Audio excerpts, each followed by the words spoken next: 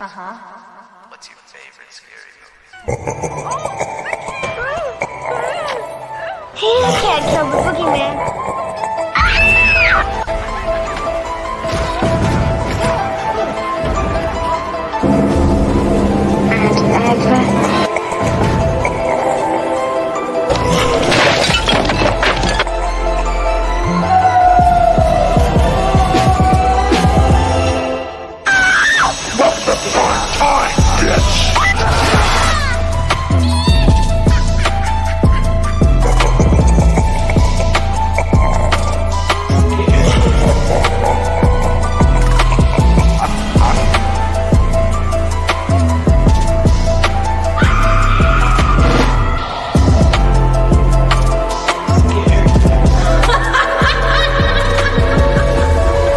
Wait. Sink.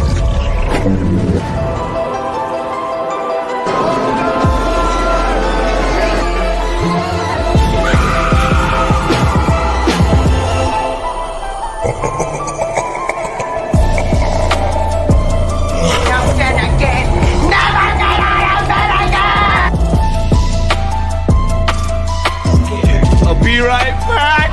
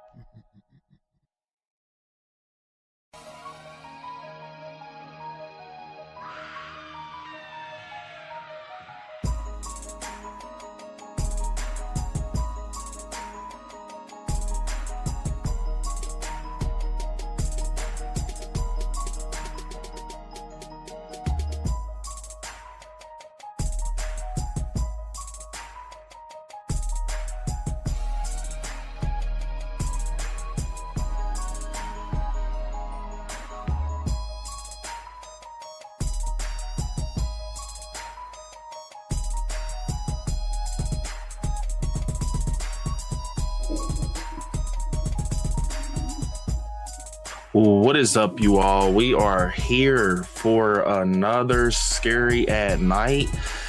And yeah, we gonna have a cool night tonight, talk about some horror movies, man. This is one of the, is this the last Scary at Night for the year? Nope, we got one more left. We got one more Scary at Night left for 2025, y'all. Big, what's up? Hope everybody's doing well. Hope everybody is enjoying the holidays, man. We got a whole nother year lined up for horror movies in front of us, man. Can't wait. I really can't wait, man. And yeah, man, I really appreciate you all being here tonight, bro. It is December 22nd, man. Y'all could be doing anything else, but y'all here rocking out with me. But make sure y'all smash the like button. Smash the like button as you're getting comfortable for the stream. And yeah, also thinking about becoming a channel member. It definitely helps. Appreciate you all. And big shout out to my channel members. Thank y'all so much. Thank you. Appreciate y'all, man. And with that being said, remember, Super Chats push you to the front of the line, and it guarantees your question or statement to be read. We have a goal going right now. We get a total of 10 Super Chats that we will either watch a paranormal video, or we probably could do a fan film, and I'll stay on longer. Also, if we get a total of 5 $10 Super Chats, I will show you all an exclusive Willie Part 2 poster, y'all. So that being said, we're about to have a great night, and I'm gonna bring Terry on. We gonna rock out, man. All right, here we go, y'all. What's up, Terry? What's up, bro? Getting my glasses ready. You know I'm blind. This one, time I'm getting his glasses ready. What's up, y'all, man? What's up, everybody in the chat, man? So to get into everything, I actually just got done filming my top 10 video. Top 10 horror movies of 2025, and it kind of made me think, like, bro, like, bruh, Erica, what's up, Erica? She said happy holidays. Same to you, Erica. Happy holidays to you and your family. Hope you have a good one, you and your family, and appreciate it. Happy holidays, Erica, man. Big what's up to everybody in the chat, man. Big what's up. Well, yeah, bro. Man, I was doing my top 10 of 2025, and 2025 had a lot of horror movies in it, bro. It did. I ain't gonna lie. It had a lot of horror, but I will say y'all will be shocked at my top 10. Y'all gonna be shocked at my top 10, bro, because I'm shocked at my top 10.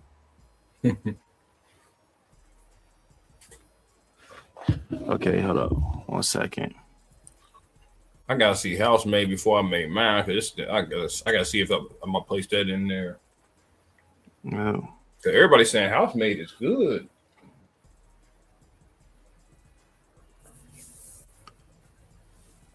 Anybody in the chat seen the Housemaid?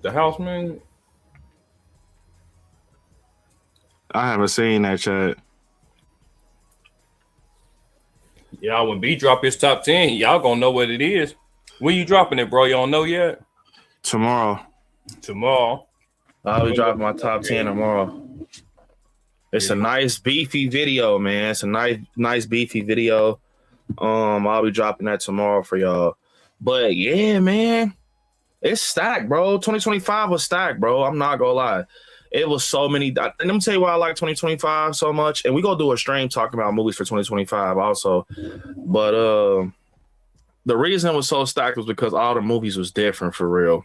Yeah. I don't feel like 2026 gonna be like that for some. I feel like it might, but with Scream opening up the year, it's like I think that's one of the it's a lot of sequels in the year. Yeah, I think it's a lot of sequels next year. Ready or Not. Yeah. It's gonna be a lot of like. I think that's what streaming services bring to the table. Like you can get like a lot of original stuff like from the streaming service. Because without streaming services, I think you will have even less original shit. You know what I mean, B? Yeah. Let me check this email. I actually heard some stuff about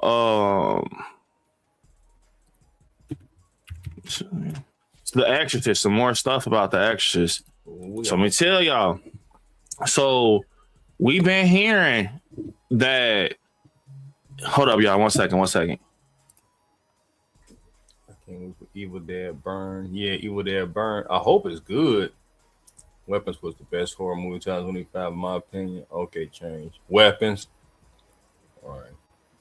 Weapons was good shit. Weapons might be in my top 3. Might not, though. I gotta see.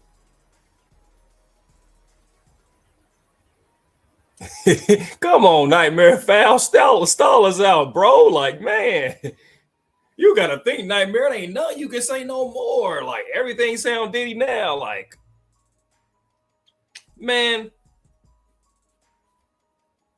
It used to be where you could talk about, like, man, I don't even want to say it now. Like, we eating certain foods now. You can't even talk about eating certain foods no more. Sound Diddy, man. Y'all done turned everything Diddy. You can't say nothing no more. Man, Nightmare, bro. You know Bone Thugs and Harmony is my favorite group, bro. I'll be listening to some of their songs and the stuff they was able to say back then. I ain't gonna say how the lyrics is, but bruh, some of the lyrics, there's certain lines that Bone Thugs and Harmony be saying, like, specifically Lazy Bone. I'm like, oh man, that sound Diddy, man. Boy, Lazy Bone got a couple of crazy lines that ain't gonna fly today. Some of my friends be like, bro, what the hell he just say? I said, man, back then it ain't mean that the way that shit mean shit now. Like, boy, glizzies and all that, boy, it's crazy, man. Then I hear people using the word glazing all the time. Bro, that word is Diddy, man. Glazing that's a Diddy ass word. I don't never use that word glazing, man. That sound Diddy. It's a new show Melissa Barrera gonna be in. I'm gonna watch it. It look like a crime thriller type shit. All right. So look. So another thing. What I was saying. Okay, horror movies 2025. Yeah.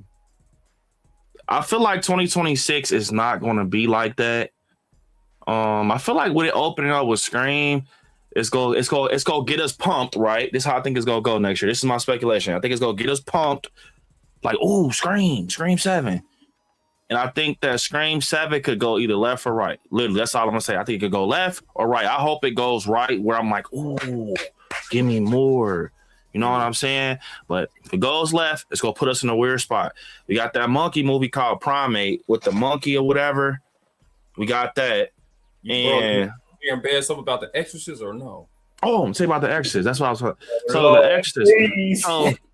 So I heard a couple things, bro. But take it with a grain of salt. So I heard that Scarlett Johansson is going to be a detective. She's going to be the detective. Scarlett Johansson is going to be the detective, right? I've also heard that I want to say Scarlett Johansson, she's going to have saved somebody from death row. I want to say she saved somebody from death row or something like that, and now a whole situation happens. So it's going to obviously be a guy that was on death row, and somehow she gets saved. Somehow Scarlett Johansson saves him, and she's a detective. And I'm hearing about this guy named Robert. It's a character named Robert. I want to say he's going to actually be involved in everything with Scarlett Johansson. But we got this also. It's this kid named Jacob Jupe or whatever. He's going to actually be a kid that's going to be a part of the Exorcist movie, right? He's going to be a part of the Exorcist movie. I don't know if he's going to be Scarlett Johansson's son. I know she's going to be a detective from what I'm hearing. But I did hear they're going to start filming this March in New York. Like they got some of my favorite horror movies of all time. Got like that detective shit, and The Exorcist of Emily Rose got the detective stuff. And The Exorcist 3. So yeah, it seems like Scarlett. Now, like I said, take it with a grain of salt, but it seems to be that that's what's gonna happen. It's gonna be a detective story, kind of centered story, and it's gonna be a new kid named Jacob involved, and a guy named Robert. Well, the actor name is Jacob, but I don't know. Seems interesting though.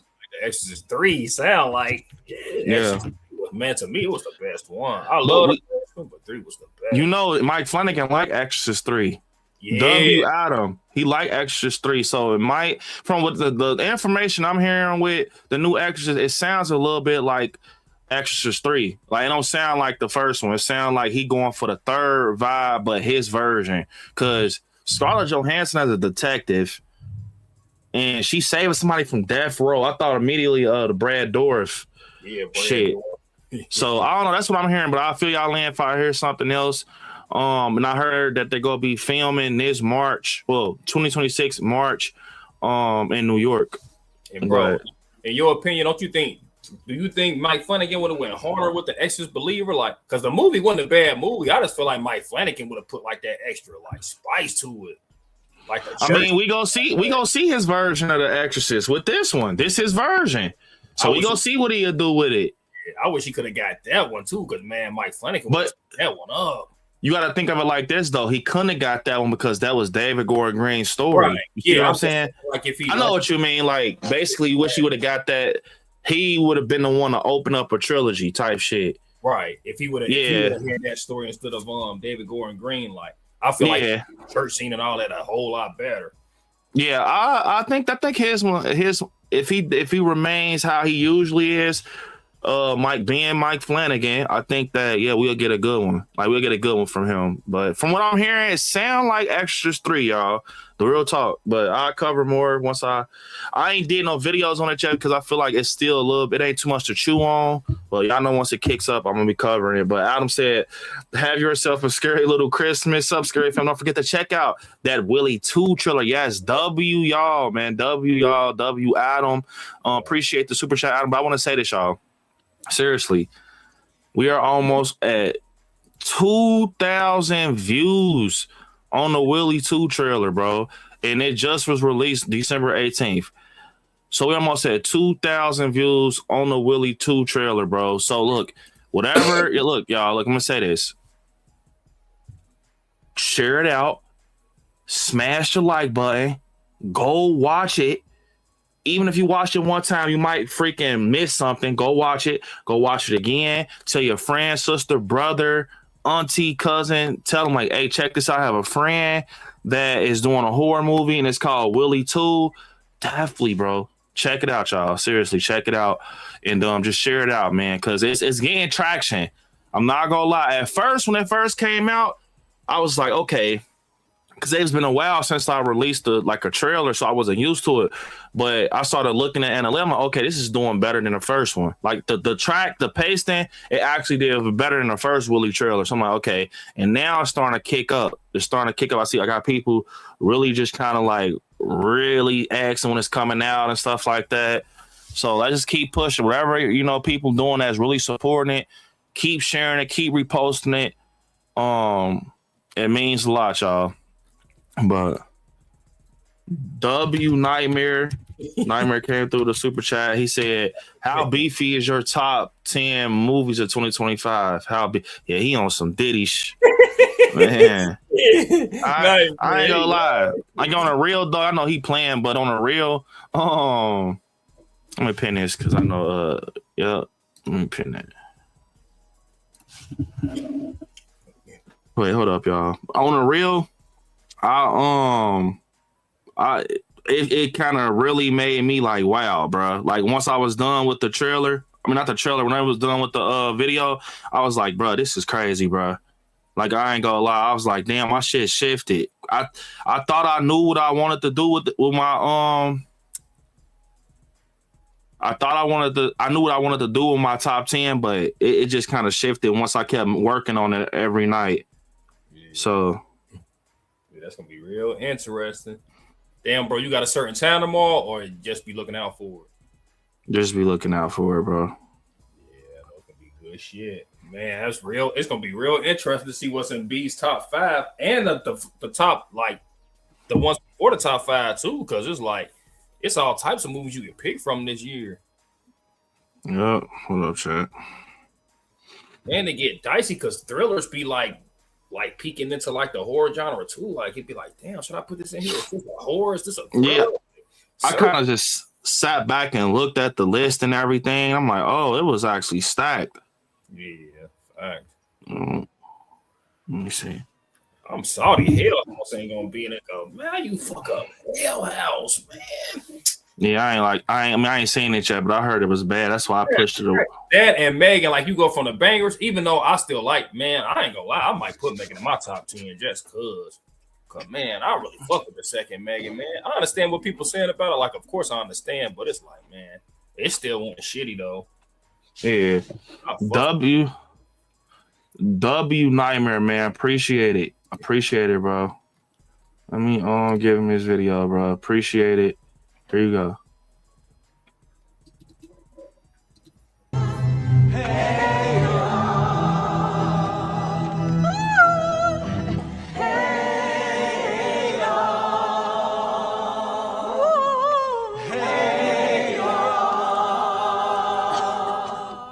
Appreciate it, Nightmare. Then we got Erica. Hey, Erica. Appreciate it, Erica. Erica said, I have to head out, but I hope you have a great rest of your stream, being Terry. Happy holidays to all if I don't see y'all before Christmas. Same to you and your family, Erica. Have a happy, holidays. Merry Christmas. And enjoy with your family for sure. Appreciate you, Erica. Appreciate you. Good food. Good food. These are all good food. But let me see. Look. Over 1,000 views, y'all. We creeping in that quick. Tomorrow we got a Stranger Things Volume 2 discussion before it airs. It airs Thursday, so it's gonna be a busy week, man. But yeah, I feel like with horror movies this year, it was kind of like, I don't know, bro. Like it was good and bad. I still haven't seen that Silent Night, Deadly Night with Rowan Campbell, but I'm hearing mixed things. I'm hearing some people praise the hell out of it. I'm hearing other people say that they didn't like it, like it was corny. So I'm gonna watch it when I get some time, but I literally have not had time to watch it. But I looked at my letterbox, bro. I watched hella movies, bro. I forgot I watched Peter Pan's Neverland Nightmare. I forgot about that. I forgot about The Monkey. I forgot about that because I'll be getting the years like. Yeah, the year's kind of blending in. Yeah, Companion. Well, remember last year we was getting movies blended in. Like last year, like, man, this Mal come out this year. It's like, damn. Yeah, I do hope, though. I really do hope that they give us some original movies for 2026. I hope it. And I will say, so I know people out there love the Universal monsters and things like that. But I think that after that Nosferatu, then we got the Frankenstein. I don't know how I felt about that Frankenstein. I watched it. Man, my friend Yaleen fell asleep. Left me watching it by myself. Bro, we in the theater, man. She fell asleep. Yeah, I ain't gonna lie. I think that I said, motherfucker, you leave me up and you fall. I had to keep nudging her. Yeah. I feel like when you sit here and think about it, like I feel like I don't know, bro. That ain't in my top 10. I'm just gonna spoiler alert. That shit ain't in my top 10, bro. Yeah, I fuck with it, but I ain't fuck with enough to it. So over. I feel like they gotta pipe down on them for a little minute because they starting to spam them. I feel like when Robert Eggers did the Nosferatu, it did good. Now people trying to start it. I got something coming, because that Wolfman, Lee Winnell's Wolfman was trash. Like y'all gotta stop spamming that, bro. It's gonna start putting a bad taste in people's mouth. So I heard some stuff about a Dracula in the works or something, or maybe but yeah, I would stop spamming them for a little minute, bro. But I got the perfect two people to ask too. Now don't kill me, y'all, because everybody don't know everything about horror. Being Adam, who like when you say the Universal monsters, who all is it? You got Frankenstein, Dracula, Wolfman. And you have the Creature of the Black Lagoon. Okay. Yeah, so them like the main ones, bro. But my favorite is Frankenstein. Yeah. I remember Blackula. Remember Blackula? Blackula, yeah. Yup. Adam said my top 10 just gonna be me listing Haley Steinfeld 10 times because of Sinners. W Adam. Your ass W Adam. feels, Adam. Nightmare Fowl said Nosferatu was very bad to me. I feel like Nosferatu visually was one of the best horror movies. I feel like it just had a slow burn. I feel like a lot of people like they hyped it low key. Yeah. Like it ain't a movie you could watch multiple times. Like I mean, it's good. I like Bill Skarsgård. I like how he looked, but for me, I only liked it because of how it was visually. Like you know what I'm saying, bro? What's the name? Looked at good visually. I just feel like the movie was too fucking long. Frankenstein, like visually, yeah. Good, like, but bro, yeah, I feel like what I want. Okay, so if I was bringing back Universal Monster, I would do Wolfman or Dracula, and I will make it real like 80s. Like I would make it like one of them neighborhood movies, like almost like how you ever seen Silver Bullet? Yeah, with Corey Haim in it.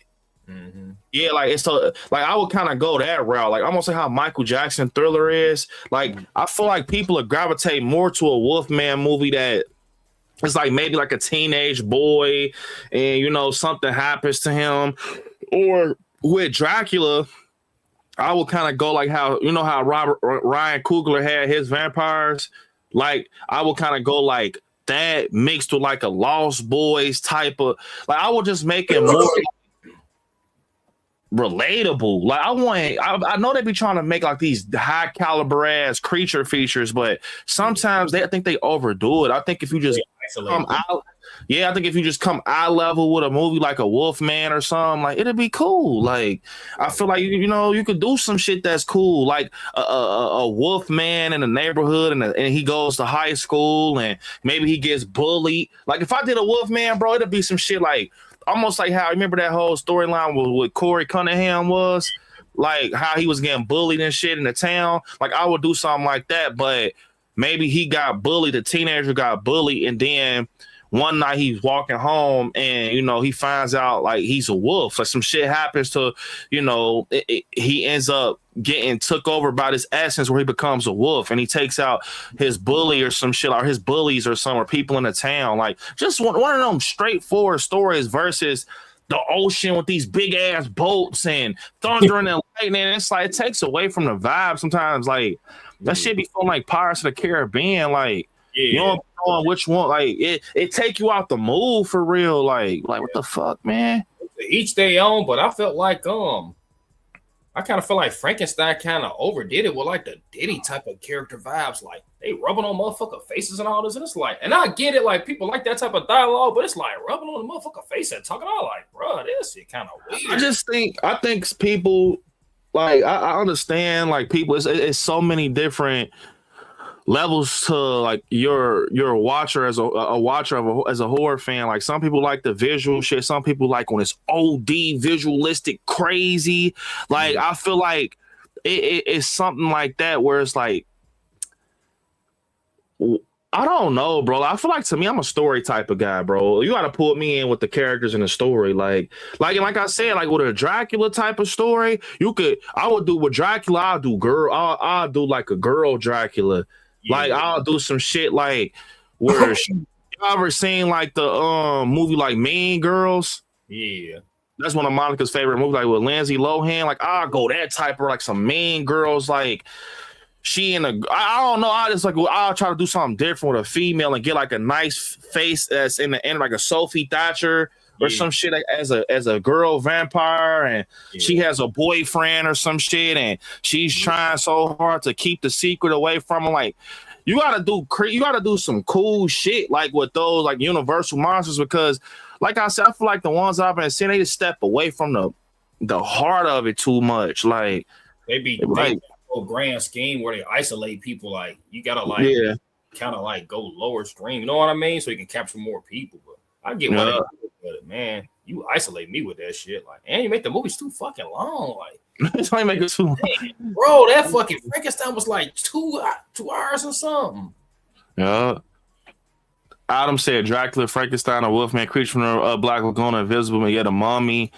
Yeah, I think they could definitely do some cool like modern day stories with them, but I feel like I want to go back in time with them because they become a bore fest, bro. Yeah, like when they like you gotta just kind of. It's that one movie, The Invisible Man. That don't got nothing to do with Universal Monsters, right? That was just the name of the movie. Nah, it is. Yeah, shit. That was That was done by Lee Winnell. When it had the girl from Us in it when they was in the house and shit. Nah, that's a part of the But see how that was modern day? Yeah. And it kind of felt like different. And I actually liked that movie, but see how it felt modern compared to that Frankenstein on Netflix. Like I'm not saying there's wrong with that, but I feel like it's that type of shit is starting to take people out of movies, bro. Like it takes you out, bro. When you sitting down in the theater and like visually, only movie I feel like that can pull some like is Nosferatu because it was legit visually.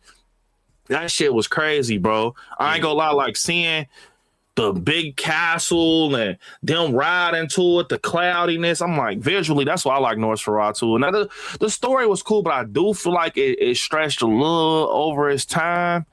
But like, bro, like when you got like to me, when you got like Frankenstein over here and Nosferatu, but then you look across the street, you see somebody watching like Lost Boys and Underworld, and what's the movie with Melissa Barrera in it with the little girl? She was a vampire. Abigail. Movies like that, man. Motherfucker gonna probably walk over to that side like, man, you got the Lost Boys, Abigail, the Invisible Man. I'm gonna watch the Universal Monsters over here.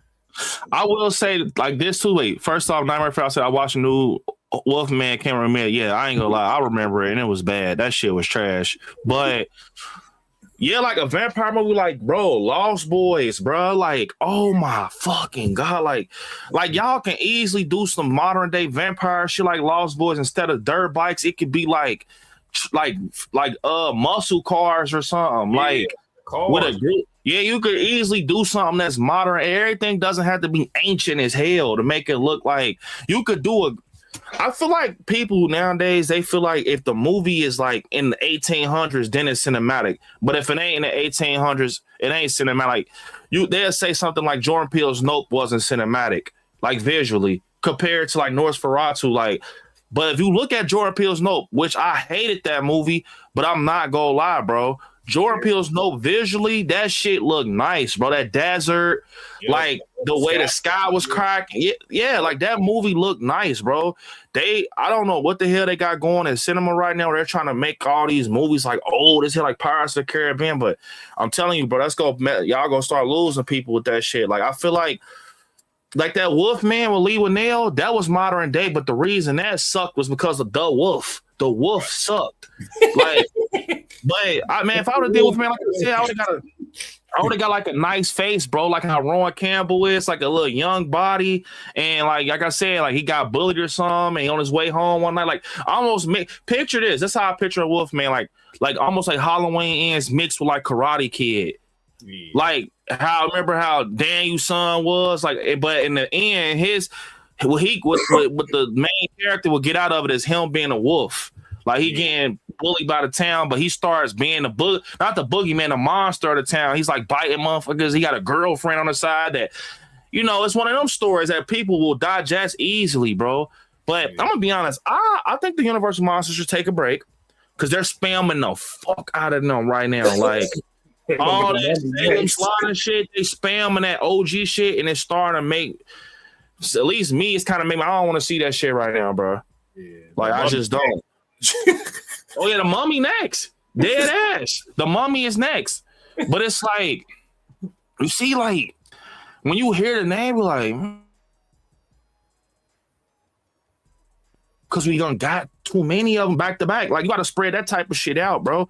Like I feel like this is the time to start doing original shit. Yep. Like, bro, you gotta think the fucking Universal Monsters been out for decades. So it's like, I feel like when you sit here and think about it, bro, like you have to do something along the lines that's fresh, bro. You have to. You gotta do something that's new. Cause what are we gonna look back on in 20 fucking years, bro? Bro, you think they be trying to tap into like the Oscars and shit like that? You think that's like probably why they I'm telling you, everybody be trying to get them fucking Oscars and shit, like them Wicked trophies, like how Wicked shot. Everybody's starting to try to shoot their movies the caliber of Wicked, bro. But people don't understand you could shoot a movie that caliber and it still be modern day, bro. It does not have to be pirate ships and shit. It still be a nice sunset over some houses in LA with some palm tree. It could still be some shit like that without it being big ass waves and pirate ships and people with muskets and shit. Yeah. Like, I'm just keeping it 100, bro. I like them type of movies to a certain extent because it starts to become like I don't know, bro. Like it takes me out, but I do like a lot of them movies. Y'all know what I mean. Don't lie, bro. Like keep that shit 100. Like when you get to, it's like when you get to the middle of the movie, you start being like, you know, Adam said I like movies that take place in the past. I don't want Frankenstein charged by a fucking iPhone, but to each no, like what Adam's saying, I'm not gonna lie. Frankenstein, you gotta keep him in the past. Yeah. You have to. Like Bride of Frankenstein, how he was brought to life electrically and shit. You have to do that. You literally gotta do that. But I will say to this, Adam, I don't know if you ever seen it. It was a movie that I watched last year. It was called Lisa Frankenstein? Nah, it was called The Girl and Her Monster.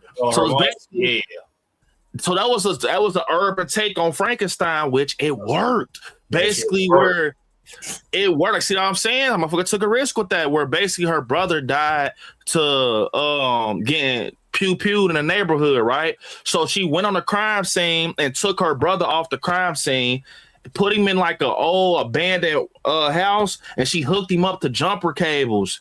And he came back to life. He took out the killers, bro. I'm not gonna lie. That's some bones type shit. Crazy.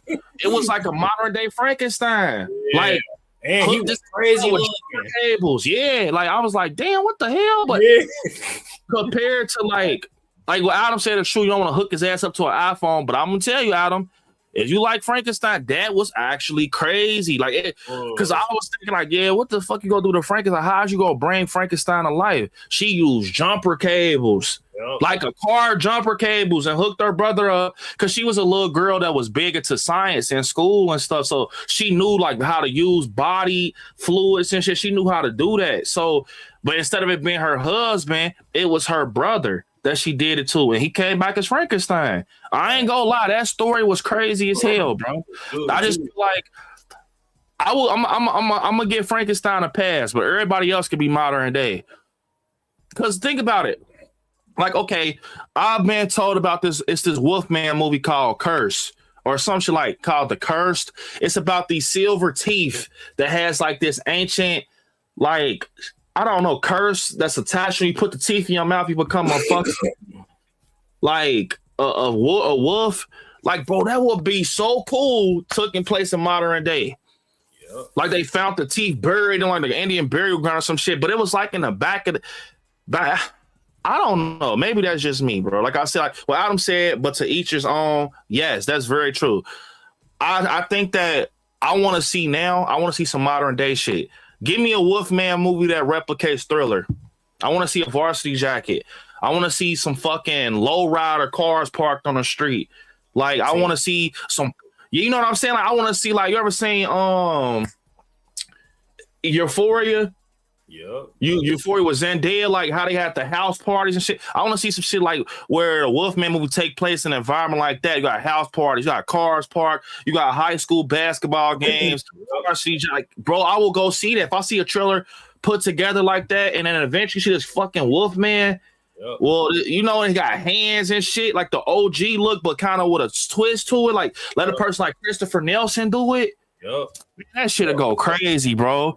I'm telling you, bro. Prime example of that is like the Romeo and Juliet. We all know that shit came out years ago, and it's a lot of people don't fuck with that love story and all that shit. But when they brung it out when it instead of sword stuff, you had like the pew pew and all that shit and cars and all that instead. And they put like big time actors in that shit. That shit was good. I think that's why I liked Weapons. Yeah, it's a modern day witch story, and with Weapons though, I don't give a hell if it was back in the day witch story because we don't get no witch movies. Yeah. And like, okay, Sinners. With Sinners, the reason Sinners I feel worked for the back in the day vibes because it was musically driven. Yeah, you know what I'm saying? Like it was musically driven, bro. And it was saying I feel like it had the story saying a lot. Yeah, and I feel like Nosferatu worked for the back in the day vibe because it was visually driven. Right. And I feel like when you doing those type of movies, you have to have something you can hold on to bring it out. Like okay, that Mummy that they about to do, that might be good if they go like modern day with it. Like not modern day, but if they know the balance, like the ancient times with modern day. But I feel that if y'all go do another Wolfman, bro, dude, I'm telling y'all, dude, I just said, bro, like I'm telling you, it's go hit. Cause when I think of Wolfman, I think of movies like Silver Bullet, like that type of, like, I don't know, I think about Michael Jackson, American Werewolf in London. Like I just think of that. I don't know, man. Like I don't. And then with Dracula, I think about like, I think of like when I think of vampires, I think of like Fright Night. I think of Lost Boys. I think of Blade. I think of obviously Bela Lugosi. He the OG. I think of him because you can't say Dracula without seeing his face. But I do want a different take on a vampire movie. I don't know what I want. Like I think, matter of fact, I'm gonna say this. I'll get this to y'all. I think a back in the day vampire movie will work. Yeah. Cause it's already got that vibe to it. You know what I'm saying? Castles and shit. Yep. And like that's the only one I feel like if y'all go do a Dracula, go back in the day with it. Like go like late 70s or some shit. Like get the vibes of a late 70s, like, you know, or maybe you could even go like 1950s or some shit. But I feel like 2026, I just want some more original movies. I'm just tired of the, like, okay, like what Jamie said. What's up, Jamie? Jamie said, I crave original. I'm so tired of remakes, reboots, redos, and all the non-creative bullshit. That's exactly how I feel. I'm dead ass serious. I'm like right there with Jamie. And what's up, Jamie? I feel like, and a lot of people's like, damn, Brandon, it seems like you're not too happy you're not too excited for Scream. I'm excited, but there's no point of being over the heels excited for Scream. Right. Because you know what's going on. Think about it. It's this simple. Think about it like this. You know what's going to happen. Yep. Like, you ain't got to know who the fucking killer is. But you know by the end of the movie, all you're going to see is, hello, Sydney. Like, you know what I'm saying? It's almost like you watching it. Like, that's what's going to hurt the movie. Like, you know how it's about to play out. You know the tropes, the arcs and shit, how it's about to go. You just don't know. You don't know a name to a face yet. Right, like, bro. It's like being excited for Grand Theft Auto 6. Like, why the fuck am I gonna worry about that? And they keep pushing it back and back. Like, man, that's out of sight, out of mind. I ain't worried about that shit. I feel like that's why I'm trying to tell people. Like, and I understand because Halloween my favorite franchise, and I can watch that shit. I can get new movies of that all the time. But I'm gonna be honest. I used to say that until like Halloween. I'm like, nah, get that shit a break, bro. Because if you truly care about that, like, you got to give it a break at some time because you don't want to get so stale that it's like, man, I don't want to see this shit no more. Because I feel like right now that's what Scream dipping and diving into. Like, y'all better hope people like that Sidney Prescott is in there. And because you got to think of it like this. If a movie does bad with Sidney in it, it's over. Yeah. You got to they stay secret weapon. So if a movie does bad with Sidney Prescott in it, it's over, bro. If it do bad, you gotta start bringing Sophie Thatcher and all of them in.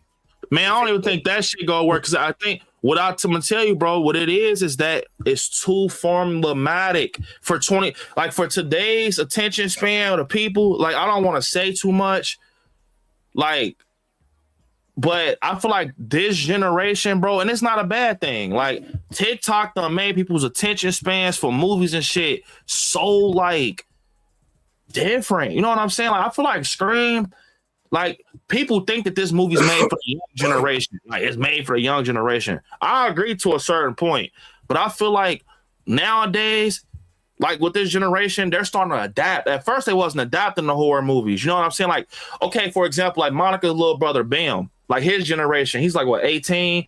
Like, they was just like eating up Hard Eyes, and they were eating up movies like Hard Eyes and Scream 6 and all these movies because it was in their face. But now I'm starting to see people learn, like, man, I'm tired of that shit. You got to think, like, Bam could say, my mom watched Scream. Yeah. So they starting to get the mindset of like, bro, this shit still going on. I'm 18. My mom was watching this when I was in her belly. Yep. You see, because kids, I'm gonna be honest, I'm starting to see it like on social media. They're starting to adapt. I'm starting to see kids pick up Lost Boys and shit like that, and they starting to get tired of Scream, bro. Like I seen a girl, she did a TikTok, she was literally bashing Scream, bro. Yeah. It's because it's starting to get like, bro, what y'all expect? Y'all keep, it's like it's rinse and repeat. It's like if somebody found out a method to make some money and they keep spamming it like until the money dry. Like, yeah. Truth. Adam said we all be as old as Nosferatu by the time GTA on God. Man, and motherfuckers still spending all that money on Grand Theft Auto 5. That's why they taking their time with 6. Man, Grand Theft Auto 5 still be bonking. And I'm gonna laugh my butt off when people see Scream 7 as a failure. I ain't gonna laugh, but I hope I'm one of the people. I hope Scream does good, Scream 7, because I am a Scream fan. Yeah. That's the thing. I am a Scream fan, bro. I legit am, bro. But what people, I hate what people do is like I'm saying this. I get somebody comment like, you're not a Scream fan. The fact that no. But first off, this is my opinion. Second off, bro, just because you want something to get a break, like a franchise to get a break, doesn't mean you don't like it. Like when I say Halloween need to take a break, you don't mess with Michael, bro. You don't mess with him. What the fuck we gonna do? Halloween ends extra? Like it's over. It's over, bro. Like I'm not trying to be funny, bro. If they put out something that's Michael Myers right now, it will be terrible, bro. Besides that game. Like y'all, people like spamming, like what people got to learn as a horror fan. You got to learn how to step out your comfort zone, or we're never going to get no other iconic films, bro. Because this how people work in Hollywood, bro. If they see that if it ain't broke, we ain't got to fix it. They go keep doing that shit. Like, okay, for example, I love Blumhouse. I'm gonna be honest, I know people hate it. I love Blumhouse, but I will say, man, they finessing the hell out of y'all with that Five Nights at Freddy's, bro. Bro, they go milk the fuck out of Five Nights at Freddy's. You saw how much money that shit just made? Yeah, they going off a big IP. It was terrible, bro. Five Nights at Freddy's 1, I did not like it, bro. I was like, I understand it's for kids, but I'm gonna be honest, y'all. I'm 28 years old, so I was in the thick of Five Nights at Freddy's. Corey Kenshin, Berleezy. I was playing that shit, so I know the lore with William Afton, Henry Emily, his daughter. I knew all that shit. And I'm a fan, so you can't say, you're too old. I know. I'm going to be honest. The movies, they just don't do it for me, bro. Fucking Five Nights at Freddy's 2, they know that the kids, and I'm pissed? My son is a fan. He's a fucking, look at this shit. And that's what I always say, y'all. People say it's the movie companies and all that. It's the fans. The fans go out and support that shit, but then when original shit come out, like the black girl and her monster, motherfuckers don't support it. So if the shit don't make if you make a hamburger and the shit don't sell, you're not gonna keep making that fucking hamburger going broke. You're gonna switch that shit up and start doing tacos or something. Y'all know I always go back to food, but you're gonna switch that shit up and go back to tacos or something, some shit that's gonna make you some money. Look, I only went to see Five Nights at Freddy's because he loves Five, so he makes me love it. My son, he loves Bonnie. He knows all their names: Bonnie, Chica, Foxy, Freddy. This is his jam. My son, this is his first popcorn bucket. He got it, y'all. He has the one that everybody's going crazy over. This is not mine. I will not have popcorn in my shit. He put popcorn in his. But the fact that when we went to the theater, I was literally pointing at Monica like, look at all them fucking kids. That's a ticket. Because then you got your brother, sister, cousin, niece. They all got these fucking buckets like this. Yep. This was damn near $70. Yeah. Bro, Jason Blum, he knows what he's doing. And then, look, they fucking just brought Five Nights at Freddy's to Horror Nights. They had so much merch. They go keep watch. It's gonna be a Five Nights at Freddy's 3, bro. They already did. They did the post credit scene. They did the post credit scene, bro. They gonna milk that shit, bro. Ain't that the fans' fault? That's what I'm saying. I ain't gonna lie. It ain't even the fans, bro. You can't. The thing is, I'm gonna say, Five Nights at Freddy's has a cult following. When a movie, like I'm gonna say this, and then I'm gonna take this back. But when a movie or a franchise has a cult following, and then the directors and the teams understand how hard the fans are going to come behind this title. That's Right. when they had a way. That's when they had a way. When they understand, like, oh, they coming hard behind Michael Myers or Halloween. They coming hard behind Scream. They coming hard behind Five Nights at Freddy's. Fans ain't gonna come behind it. They ain't gonna support. Yeah, they gonna make that shit, bro. They try some original shit, and the shit don't work. Like I was telling them, BB, when you went off a screen, if you bring out a hamburger and that shit ain't selling, B, what you gonna do? You gonna stop making that motherfucker? You gonna try to go to the shit that's selling? You can try to do it and keep making it, but bruh. I will say though, this is definitely one of the best popcorn buckets I ever seen, like detail wise, with the posters on the wall and shit in Freddy's Pizzeria. But let me go put his shit back, boy, because I'll be right back. I'll let him know you got that shit. Yeah. Hey y'all, Kenny gonna kick his head. He say, bro, why you showing my stuff on camera, man? This my shit. Well, about the what he did with ends. Tell Kenny said he don't like about the what he did with ends. Man, I fucked with ends, but I feel what you saying, man. You should have killed Michael off, man. My big problem with ends is that you killed off Michael. Of course, I don't like they gave all the kills to Corey too, but man, the fact you ain't supposed to kill Michael off, man. I don't care what nobody say. On my computer right now. It's not for me. Yeah, it's definitely gateway for the kids, Adam. But it's a lot of original horror movies that don't get no love. It be the fans, man. The fans be supporting that bullshit. And if you keep supporting them stupid movies and they get all that money, we gonna look up. It's gonna be a Five Nights at Freddy's 6, cause that shit make the money on. Motherfuckers love that shit. I'm not gonna lie. I feel like with Five Nights at Freddy's, like I said, that was something like, okay, for when I was younger, that was like one of the first like indie games, low key, like Five Nights at Freddy's. It was just based on basically like the pizzeria, and they had like, you know, the animatronics. It was basically like Chuck E. Cheese type shit. You know what I'm saying? So it was like this generation's Goosebumps. And you know, it's crazy. Like I said, it was damn near, because I experienced Goosebumps, but I also experienced Five Nights at Freddy's. But yeah, like, okay, what Adam just said, Five Nights at Freddy's not for me, but yeah, I definitely won't like say like, don't watch Five Nights at Freddy's or don't take your kids to watch it. It is literally made for kids. That's why when you had asked, like, B, did you like it? I'm like, I liked it, but I like it because of my son. Like how Adam, it's a gateway. Like Cannon loves horror, but I ain't gonna lie, this ain't a gateway for him. He started off with all types of movies like that's horror, like Michael Myers. But like what Adam said, it's a perfect gateway horror. It ain't too gory. It got a little nice lore to it, and it's like the bridge into getting into movies like you know, Scream and stuff like that. Yeah. But I will say, the story, bro, I don't know, man. I'm not gonna lie, bro. You know what shit I feel like they wasting time on?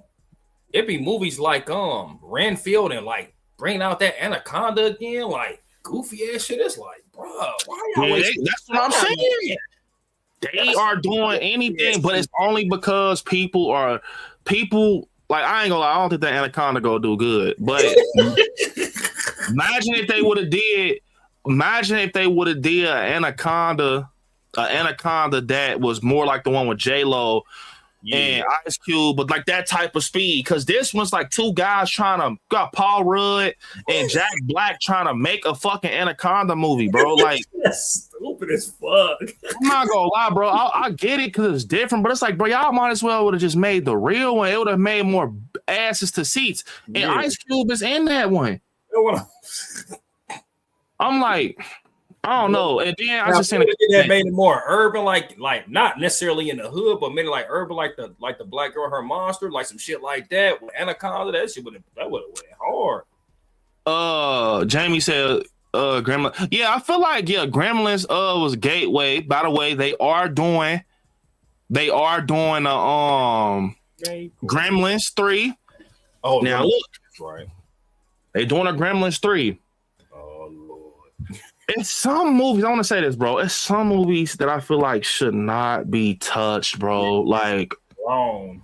because everything was so hands on deck and practical. And now today's world, like, okay, I'm gonna say this.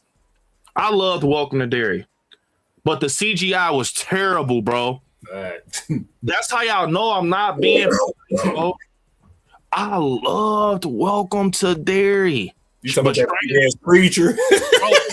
But Stranger Things could never.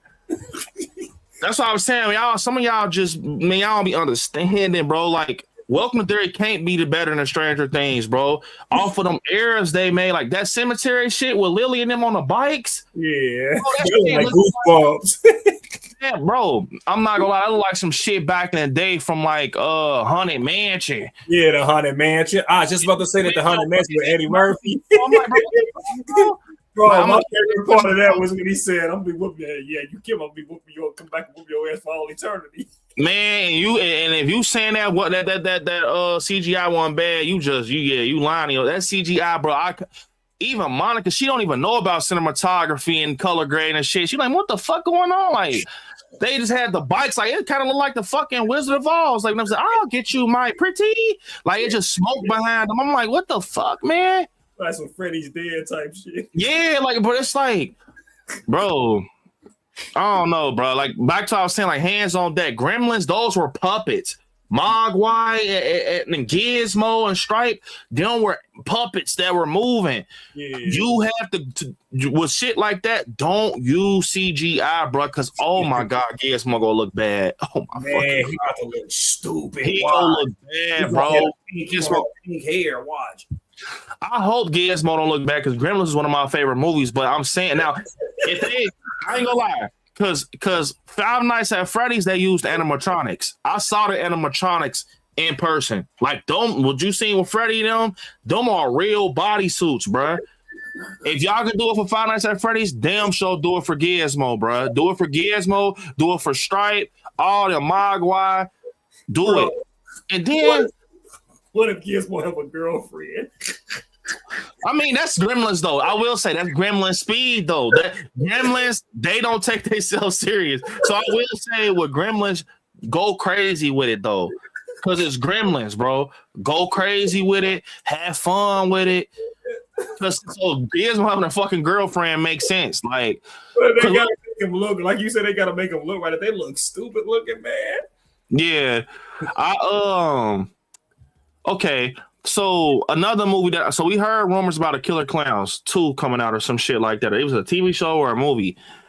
I'm gonna say this: with Killer Clowns, gotta be practical. It has to be people in suits.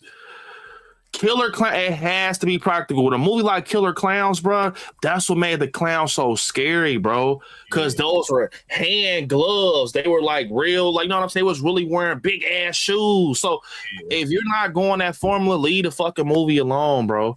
That's like with Michael Myers, bro. Like everything with him, like it was to the point. He got the coveralls with the mask. You got to do it with Gizmo on them. Just don't change shit. Don't make a CGI where they're blinking, the eyes look animated. That's what I'm saying, bro. You got to think the reason horror movies are being. And another thing, what Adam saying right here, I want to say, Adam said that new Anaconda movie got to be proof that AI is writing movies now. 100%, Adam. 100%. Bro, it's people out here that are literally typing in fucking like, I don't know what software and shit they use. I know about Chat GPT, but Chat GPT, they don't let you use the I don't know. Chat GPT, from my knowledge, is just like words and shit, like questions. But they got shit out here, bro, where you type some shit in, it legit make the faces and shit, they move.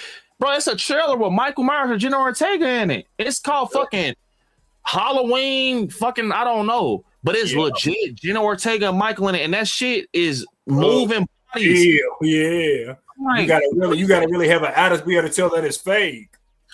They trying to take that saying work smarter, not harder to effect. Like where it's like they sit with their legs crossed in the writer's room, they get some guy typing up some shit.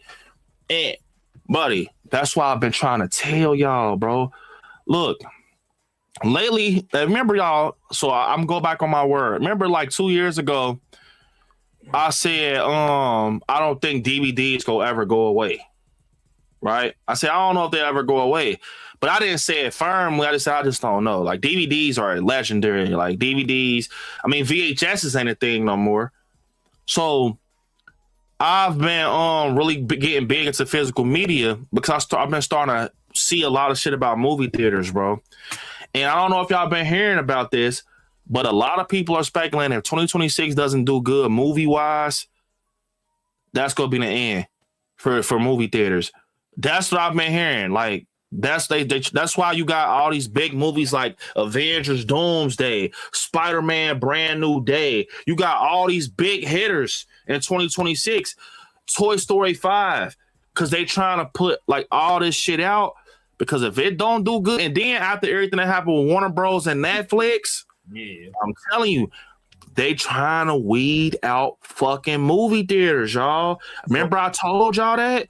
So it's like a final test type shit. Like, let's see if this shit going. If it don't, especially that Warner Bros. Shit, bro. And then, bro, after all that shit that Welcome to Derry just did, like viewership wise, man, everybody finna get curious about that shit. And you know what's so sad though, bro? I think movie theaters ain't gonna be here in like the next 5 years, bro. I'm gonna keep it 100, like, and that shit literally makes my heart like burn because, like, no matter, like, when I go to the theater, I'm excited as fuck. I'm like, bro, get my popcorn. But when I go in there, half of the time I be in that motherfucker by myself. It's probably gonna be like the drive-in. End up like the drive-in effect. Yeah, like I think because I think like them Danbury's and shit, like them $2 theaters, them gone. You might got a couple of them. We got like a couple drive-ins here for nostalgia reasons. But when you really think about it, bro, that's why I hopped on a physical media train, bro. I'm like, man, I'll be damned, bro, if I can't watch a certain movie in a certain quality on my time because I don't want no subscription service. I just want I want to hold my movie, bro. Yeah. So that's why it's called physical media. Like, so I've been starting to do like a lot of research and shit. Like, obviously you got like, I knew about Shout Factory. I know they just closed down. You got like Vinegar Syndrome. You got like Arrow. So I've been getting big into physical media, bro, because I just been like, man, like, you know, you just never know, bro. Like subscription service is taking over.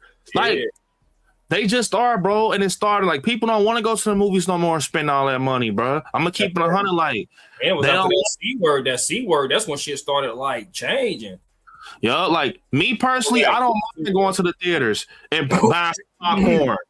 You know what I'm saying? Like Cinemark, and I know everybody, you know, everybody got different situations, but like that's why I always keep my Cinemark rewards and shit, cause that shit come clutch, bro. Like, you know, I scan my shit. I like, for me, the reason I like the theater so much is the feeling.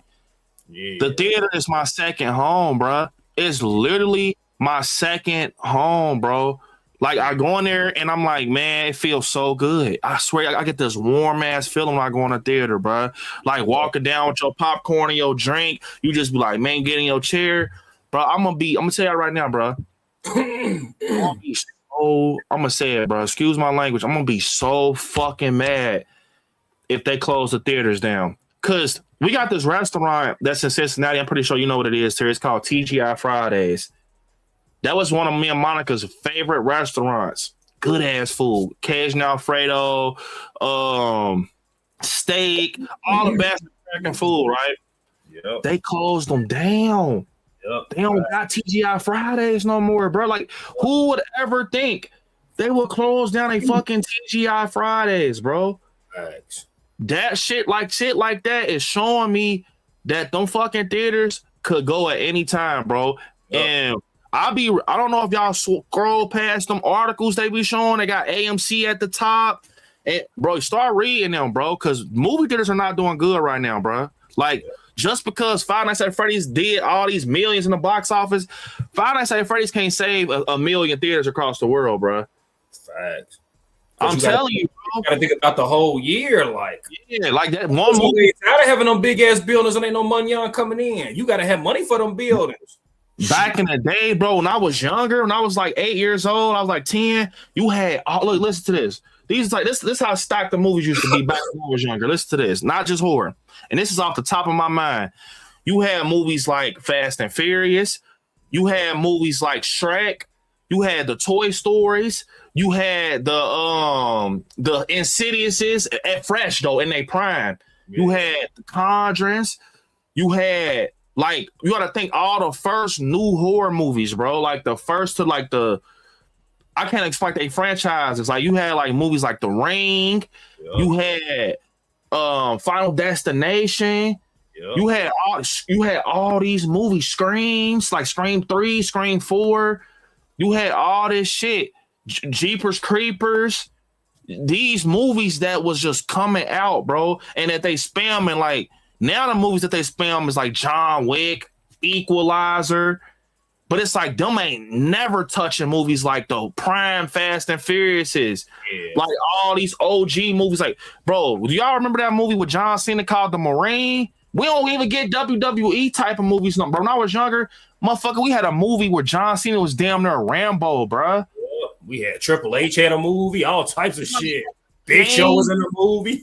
Fucking had Kane and See No Evil. Kane. Like, them was the days where I used to cry to go to the theater. Like, I'm talking OG Incredible Hulk. None of that shit we getting with the Avengers now. I'm talking about OG Bruce Banner where he fighting the dogs and his fucking shorts little. He big as hell. Like, when he under the table and his mom getting into it with his dad, that first Hulk and he under the table. Like, you had them. You had Spider-Man 2, Spider-Man 3.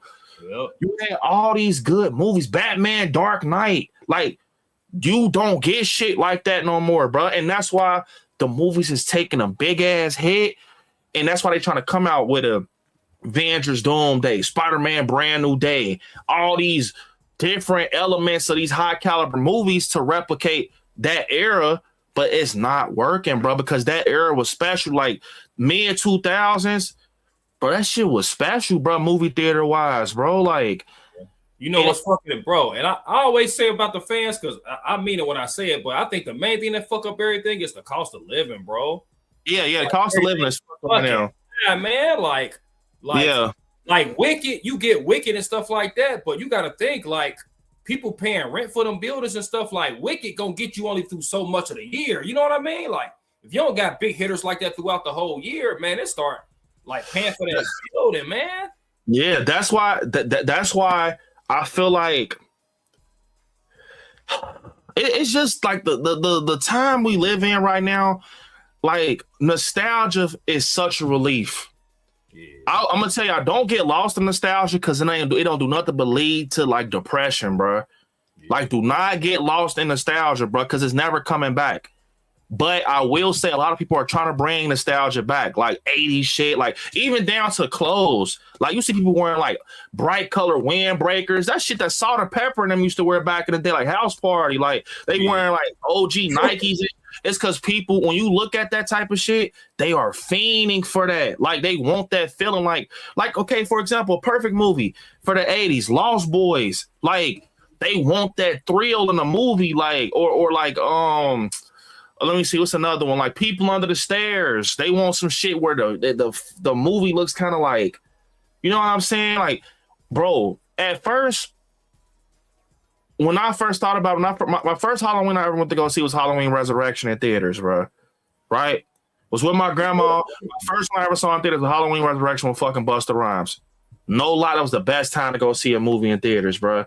It was a shitty ass Halloween. But when I was younger, you couldn't tell me that Resurrection one good as fucking in theaters. I swear to fucking God, bro, I'm dead ass serious. When I went to go see Halloween Resurrection in theaters, like as I got older, I'm like, but now low key, I look back at it, I'm like, bro, that shit was fun. Like seeing Michael with Busta Rhymes in a movie, that was epic. Like that was cinema, bro, back in the day. Like seeing him do the Bruce Lee shit, that was cinema, bro. I know it sounds crazy. Even look, going to see Rob Zombie's Halloween in 2007 in theaters with my grandma. Yep. That was cinema. I remember seeing that bright ass orange poster in the hallway. I'm like, it don't even hit like that no more, bro. Yeah, we need more movies like The Craft, The Faculty. Over, bro. People want they too lazy, bro. They're too late. That's why when you get good movies, you hold on to them like weapons. They get that physical media, y'all. When you got movies you love, Bro. physical media. Yeah. Think about this. Think about weapons, bro. Look, think about this. Weapons has some of the best promotion in the decade of horror, bro. This decade of horror. I swear to God, it ain't no movie that's touching weapons on the promo side. Horror, bro. You gotta think. They did not show fucking Aunt Gladys but one time in a trailer, and you didn't even see it for real. It happened so quick. And they promoted this fucking movie like it was like an alien invasion movie or some shit. Like, yep, you ain't know what it was. And it got so many people curious because I was following it from the moment they had the Maybrook website, and they was saying like it was a crossover with Barbarian. And I'm like, ooh, this shit look good. I don't know what's going on, so it caught my interest. Bro, they didn't start marketing movies like that, bro. Like when you don't know what the fuck going on, unless it's like a movie like Scream or Halloween where you know the slasher's Michael or Ghostface. But they didn't start marketing shit like that because you know what I'm telling you? It's the element of surprise. Yep. You could catfish a person. I know it sounds low down and dirty, y'all, but the movies got to get on their A game. Y'all gotta start clickbaiting motherfuckers, bro. Stop putting too much in that trailer. Because when you put a lot in that trailer, you got a person at home that be like, bro, I'm gonna just watch this at home. Yep. If you don't got that weapons promo, you ain't getting asses and seats, bro. That's why Scream. That's how you know Scream fucked up, because you revealing Stu Macher already. We know he ain't the killer now. You reveal it too early.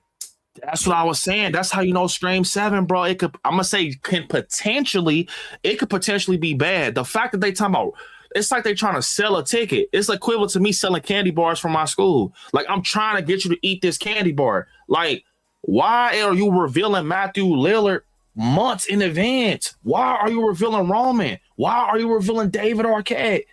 It don't make fucking sense to me, bro. Like, if it gives, you don't got faith in your movie. Yep. Only thing I don't like about Stranger Things about like they promoting is like people talking too much. Like, even if it's like Justin and stuff, it's like, bro, come on, you shouldn't have said nothing. I'm gonna be honest. I love Stranger Things, y'all. I know it's my favorite show of all time, but I am gonna say they waited too long to release Stranger Things. Yeah, it hurt it, bro. And I still think this is gonna be the best, one of the best seasons. But y'all know what I mean. I'm gonna get into the chat, y'all. I think Stranger Things being released as late as it did, it hurt. It waited too long because people, that thrill, you know, that thrill you got with Stranger Things, and I still got it. But I'm talking about for most people, from what I'm seeing, a lot of people don't got that thrill no more. Like, they don't care for it for real how they used to. Like, that's why you seeing a lot of people hopped on the Welcome to Dairy train, because it was something fresh. You see what I'm saying? Remember, I just told you, this generation, at first, they were just trying to do same old. But now that they done seen Scream 5 fucking thousands of times, they started like us now. They're like, bro, what the fuck? What's up?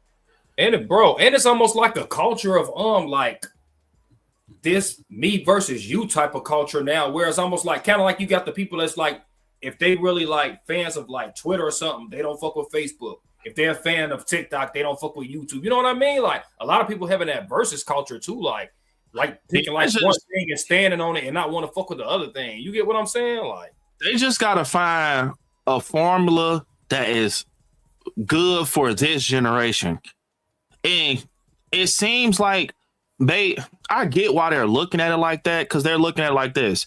And like I said this too, I would not be surprised if movies start getting shorter, bruh. Yeah. Like, I feel like as a writer or director, if your movie over 2 hours, you lost. Yep. I'm gonna keep it 100. Only movie I feel like did good that was over 2 hours that I seen, I can't remember. I can't remember a lot of movies I've seen that over 2 hours, but I'm gonna say one that comes to mind off bat is because I remember people was talking bad about it. It was Terrifier 2.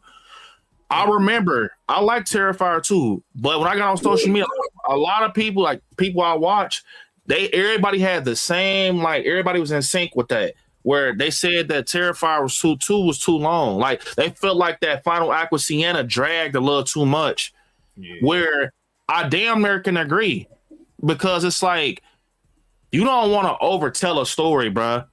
Yeah. Like, because I get, like, as a writer or director, you want to get like your scenes out. You want to get your favorite slice moments, your favorite funny moments out. But sometimes you could say that for the next movie. just kind of compacted for a different scene. But I get it because I'm a writer and shit. But I feel like on some real shit, bro. Like in a couple of years, I think the theater's gonna be gone. I hope not. I'm gonna lose it, bro. I think the theater's gonna be gone, and I think that movies are gonna start becoming in at like 60 minutes and less. I think all that over an hour shit gonna be done, bro. You know something else that fuck it up too, bro? Like when movies like it's a big one. Like Frankenstein, for instance. Frankenstein, that movie so long, bro, it take away from the excellence of Mia Goth. Man, Mia Goth don't get enough praise, man. Yeah. Man, Mia Goth is a beast when it come to acting. Yeah, like her performance in that, like, cause think about it like this, B. Like when we filming Willie too, like, y'all, I didn't have like a whole bunch of lines. But man, even after reading the script a whole bunch, I was still forgetting a little bit of lines that I had. Y'all, this woman Mia Goth be having like. I just thought about you mean Willie 1, Terry? Yeah, Willie 1. I mean, Willie yeah, 1. Yeah, my bad, Tom. Yeah, I'm about to start speculating and shit. When I had Willie 1, when I was in the when we was in the park. Yeah, bro, I only had a little bit of lines in that, and I was remember how I was forgetting shit, like, and I had read the dialogue over and over, bro.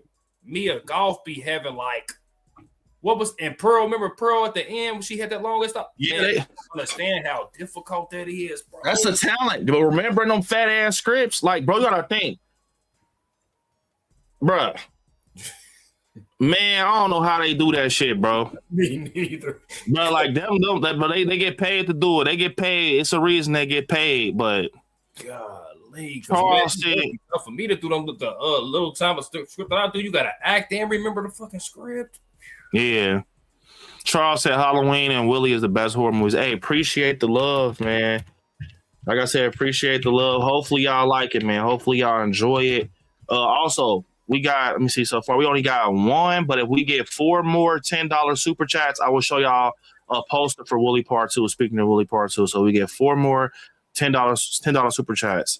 W Adam said, physical media must survive, or else the powers that can digitally delete movies they find offensive or relevant set of scary stuff. Yeah, I ain't gonna lie, I agree.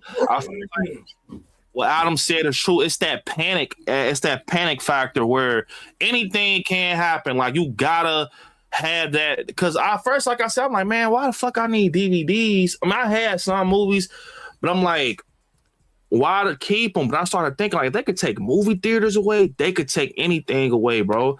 They can erase history, bro.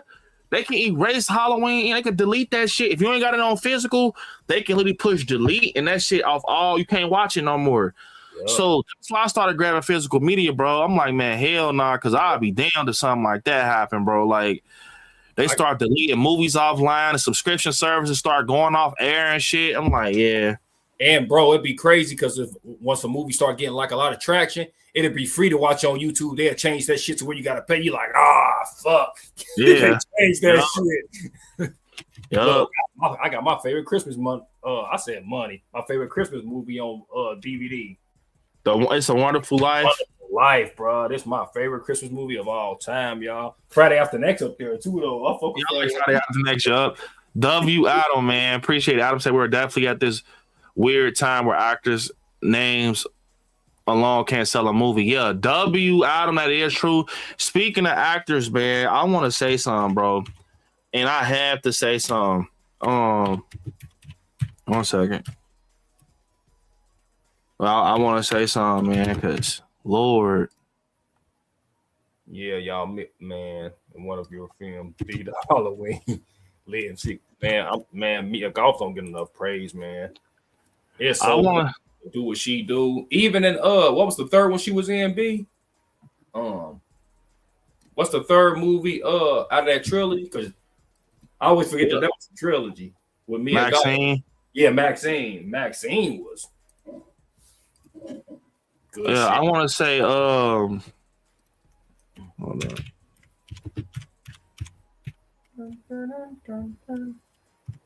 It's just.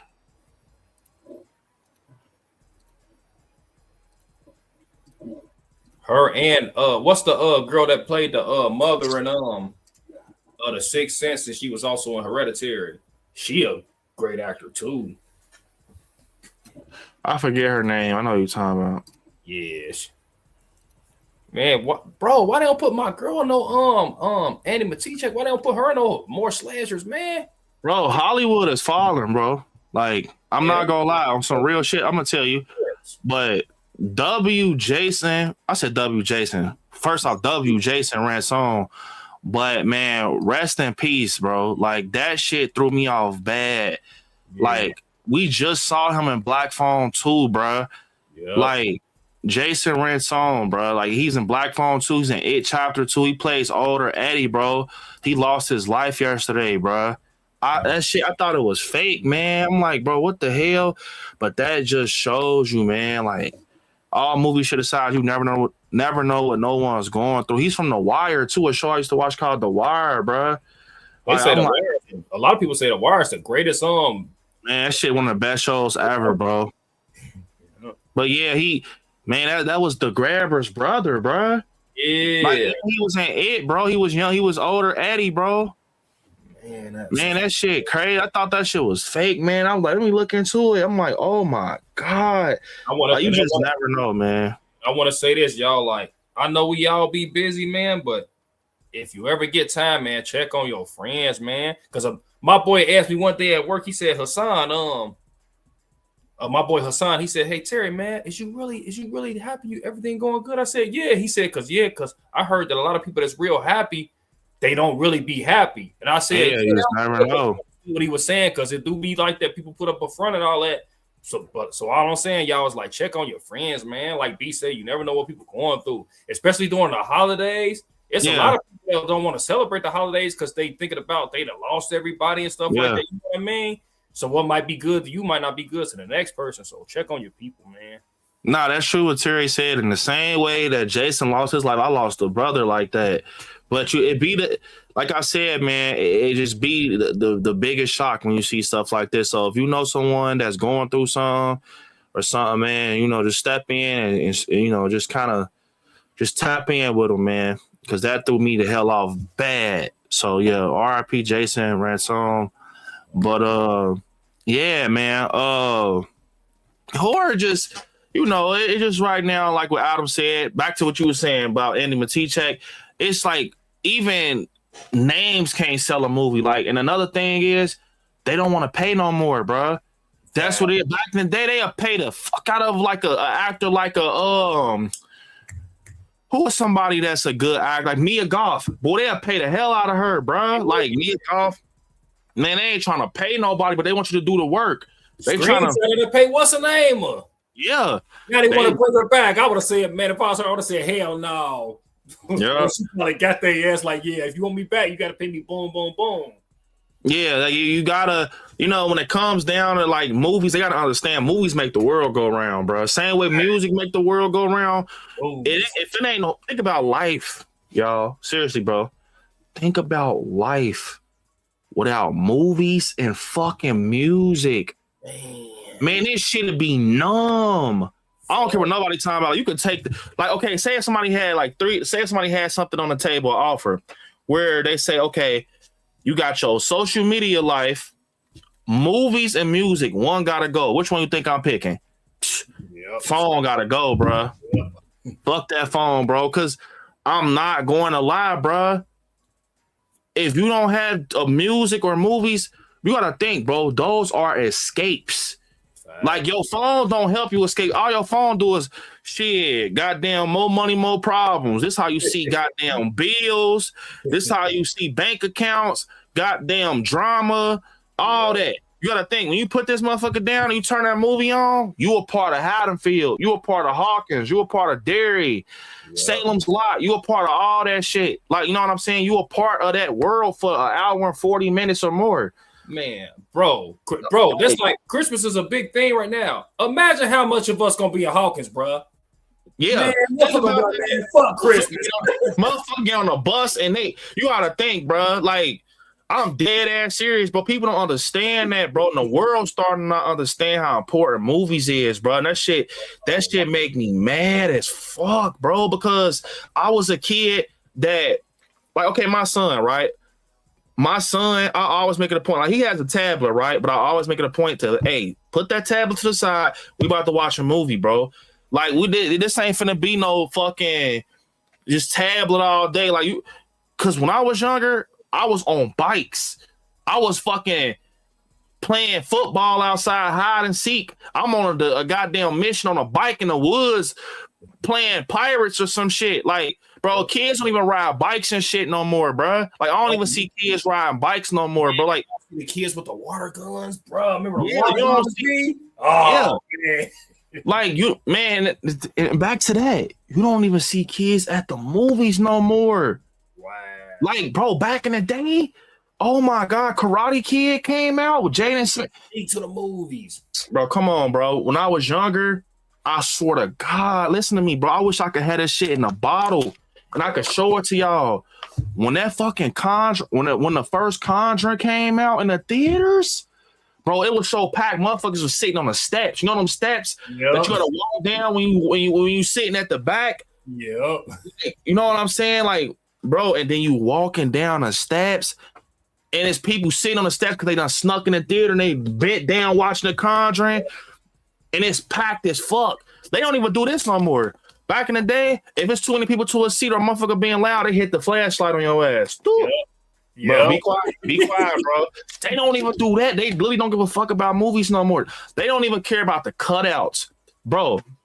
They don't even care about the cutouts, y'all.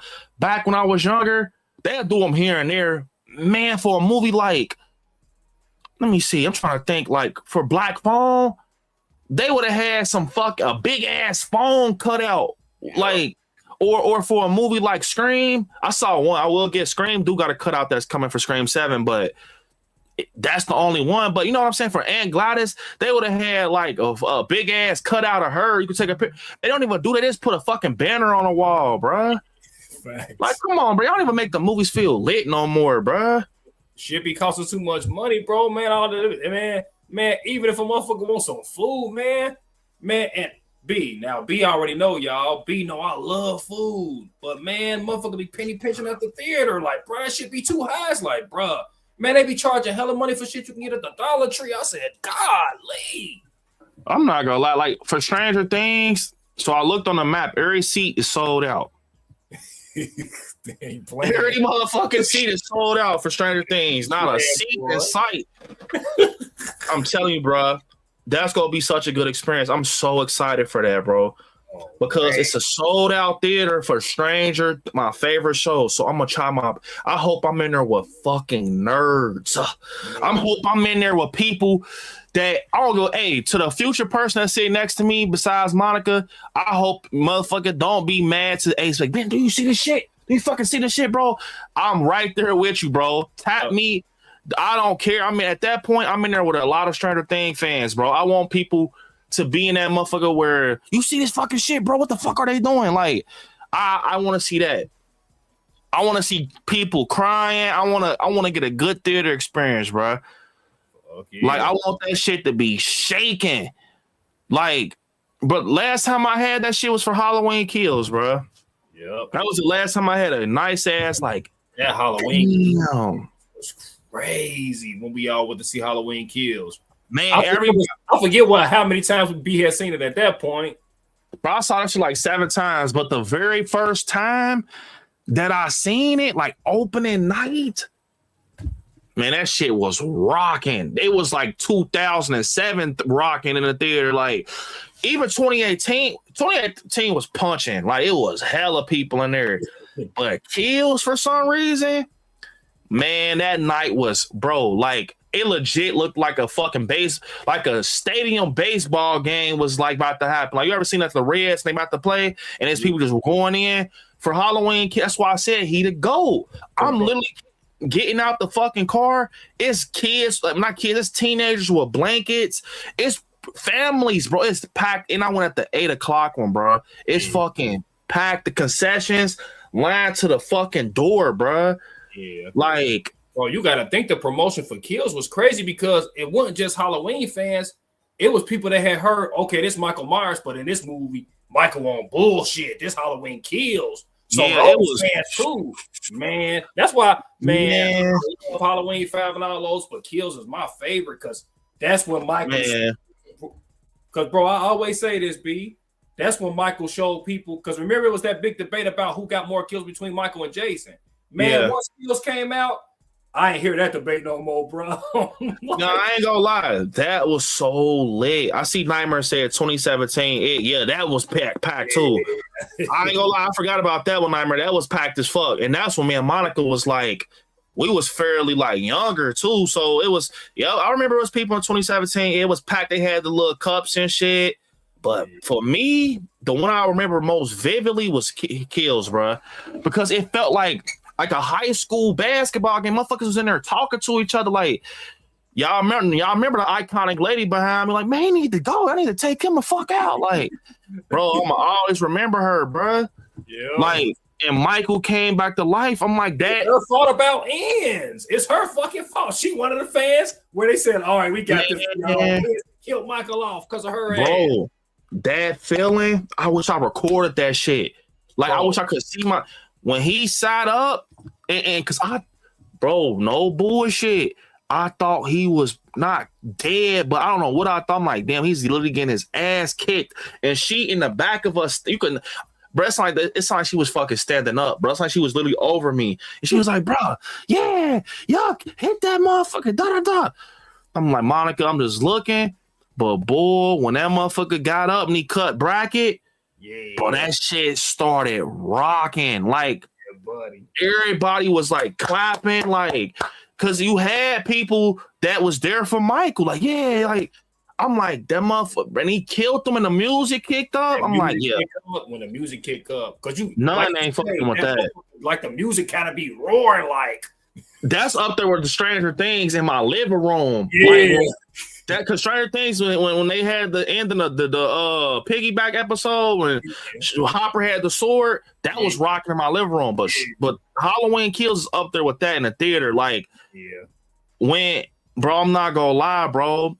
It was even punching when Karen was out on the street and Brackett was like, "Happy Halloween, Michael. Everybody's entitled to one good scare." I heard oohs and ahs when Michael picked the mask up. It was like I was in there with the perfect fucking group. I had half ghetto and I had half people that was just movie fans. So it was like a thrill. Like, he put that fucking mask on. It was like, man, I swear to God, bro, that feeling was. Wouldn't that be a great power to have where you can take certain I wish certain moments of your life and put that shit in the bottle and open that experience it whenever you want to. That'd be crazy work. And oh my God, to top it off, when he popped up behind Karen, boom, credits hit, and he stepped up to the window. I swear to God, everybody was talking to each other. The lights. Everybody, like, I swear, you know how on the lights, like, you know how on the movie the credits roll, people usually getting on with their coats and shit. Boy, when them motherfucking lights rolls up, people was still like looking at each other, like talking, like, "Hey, bro." Well, I'll never forget. We walked out, and it was this dude. He was with his girl. He said, "Man, you think Michael really, bro, killed her, bro?" I was like, "Boy, I don't even know, bro." I was. Because that shit happens so fast. That shit was a dream. Because Michael came like a superhero and said, "Wow." Word. Everybody was like, bro, we was standing out the theater, like the auditorium. Everybody was like, bruh, this motherfucker, like, what is he? Like, is he real? Like, Monica, we was all just like, bro, this shit. I think that's why I saw that one the most times because I was addicted. I was hoping that every time I went, I came with a lick. I went with a lit group like that, but it was only that time because it was opening night, bro. 8 o'clock opening night on a fucking Friday. On a Friday. That shit was, I didn't even do Thursday. You know how they got the early showings on Thursday? Bro, I went Friday, bro. Yeah, buddy. So you got all the high school going. It was so good, bro. I ain't gonna hold you.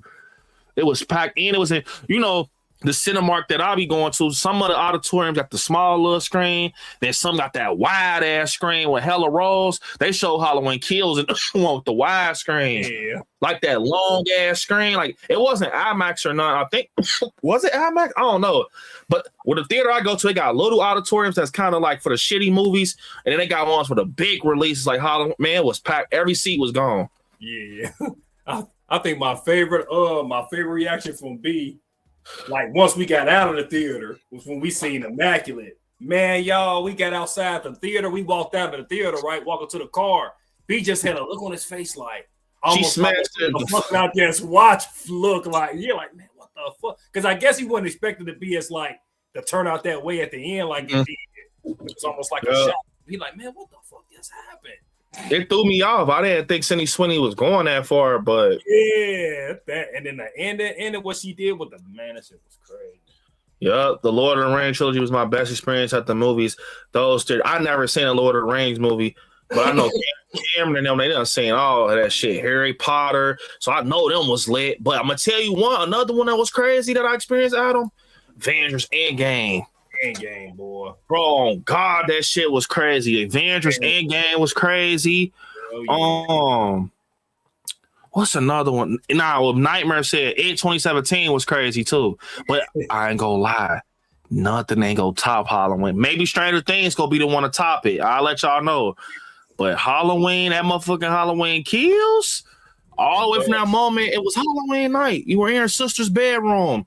From that moment she had the mask to the next street, that shit was rocking. I know the crowd was cracking up on was it 2018 with the little kid? Oh yeah, it was laughing. I know they was cracking up, man. Our theater was packed for 2018 too, but it was more like I think people was kind of watching because it was Michael. Like, but I think Kills brought everybody back. Like it's part two, like so everybody came prepared. Like, all right, we know what we getting into. Like they done burnt him in the house. Like and it, so it was.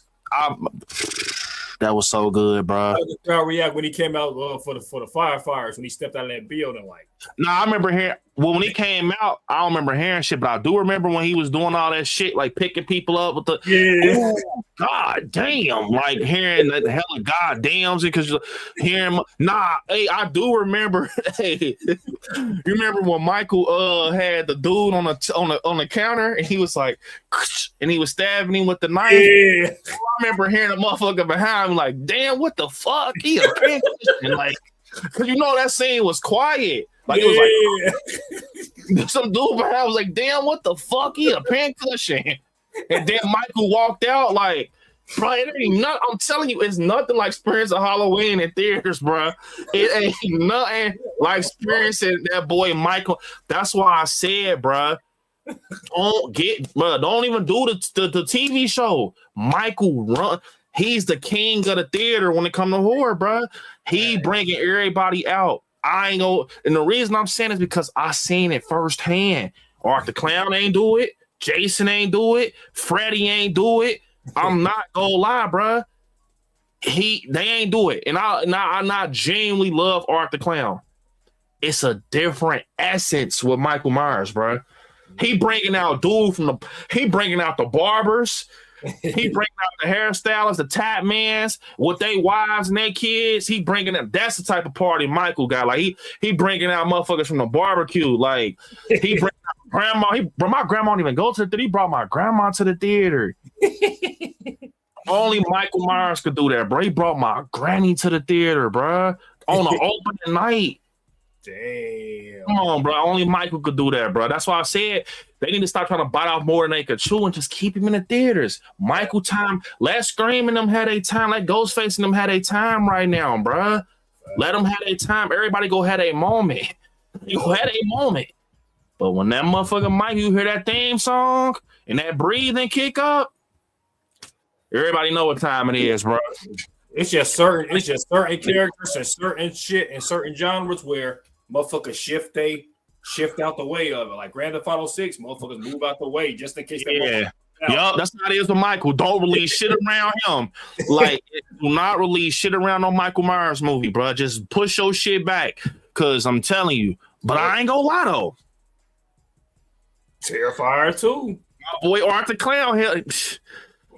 That's my boy Arthur Clown went head up with Michael and he got the best of him. Halloween ends and Terrifier 2. Yep. Terrifier 2 is rocking. I ain't gonna hold you. Yep. It had people curious. But I will say, Lil Nightmare said it's true when he said Terrifier 3 theater experience was crazy. Terry was there for me with that one. That was crazy. Boy, it was crazy because Terry never experienced Terrifier in theaters, bro. So I was telling him, like, bro, it's a different experience. Like, and I couldn't explain it to Terry. I'm like, bro, like Terrifier fans, like they speak to each other like off rip. Like they gonna want to get to know you. Soon as we go in there, old couple turn around. Soon as me and Terry walk in there, it was probably like 50 or 60 years old. They both turned around together and they saw my shirt. They was like, hey man, I love your shirt, man. You ready for the movie? I was like, I told you, Terry. Yeah. Art the Clown Society, bro. Like I'm telling you, like Art the Clown fans different, bro. Like we in there, like I can't explain it, but like what Nightmare said is true. Like that scene with the opening when he killed the kids. Yeah. The theater, everybody was like, what the fuck? Like you just heard like, what the fuck? Especially you hear that sound, man. The sound effects was like no. You went in the boys' room. God, that shit, man, was crazy. I can say what was the funniest though. Like what had like the funniest theater experience. Oh yeah. Terrifier 3. Yeah. He peed on him. But I swear, his ass off. Yeah, weak as fuck.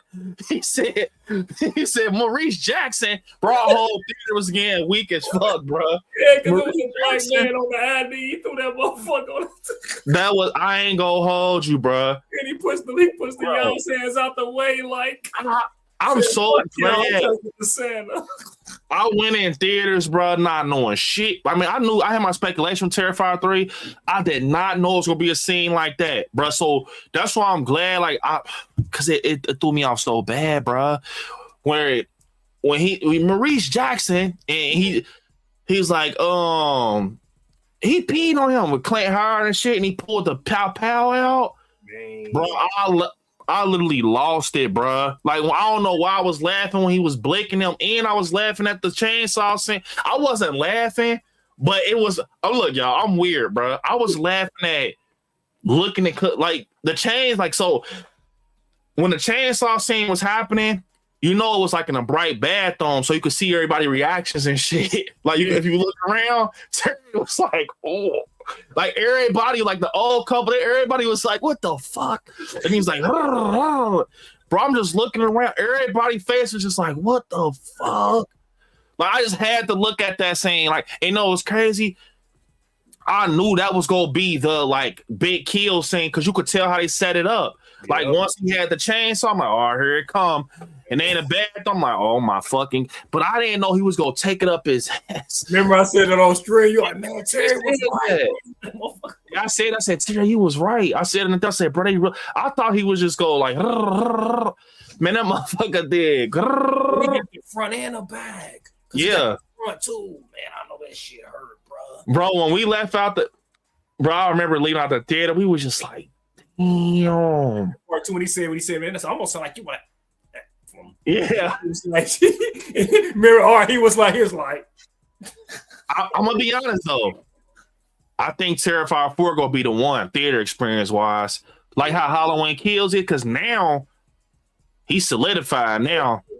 And then since it's the final one, he gonna bring people out. I ain't gonna be surprised if motherfucker walking that motherfucker dressed up like Arthur Clown.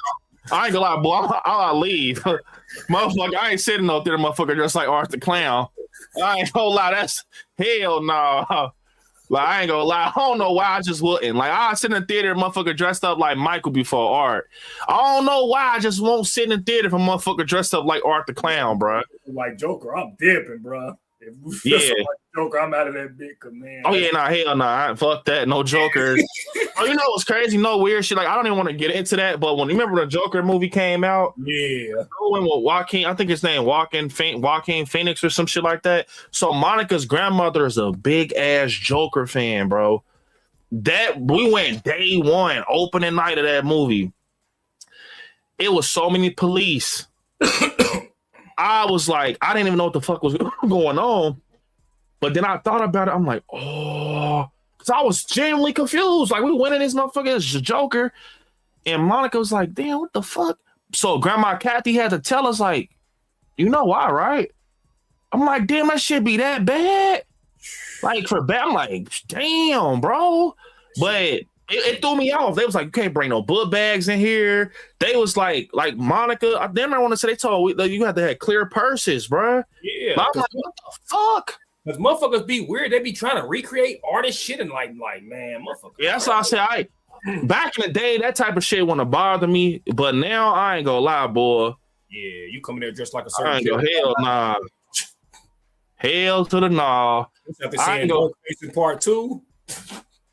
Nah, that scene, speaking of Joker though, that scene, so you gotta think this theater is me, my mother-in-law, my grandma Kathy, which is Monica's grandma. Bam. We went as a family to see the Joker. That scene when he was on that late night talk show and he had, bruh. Yeah. He was like, "You know what you get when you such and such," and he pulled that motherfucker out. You get boom, he black. Bro, we was like, what the fuck? Yeah. When he did that, bro, I was like, man.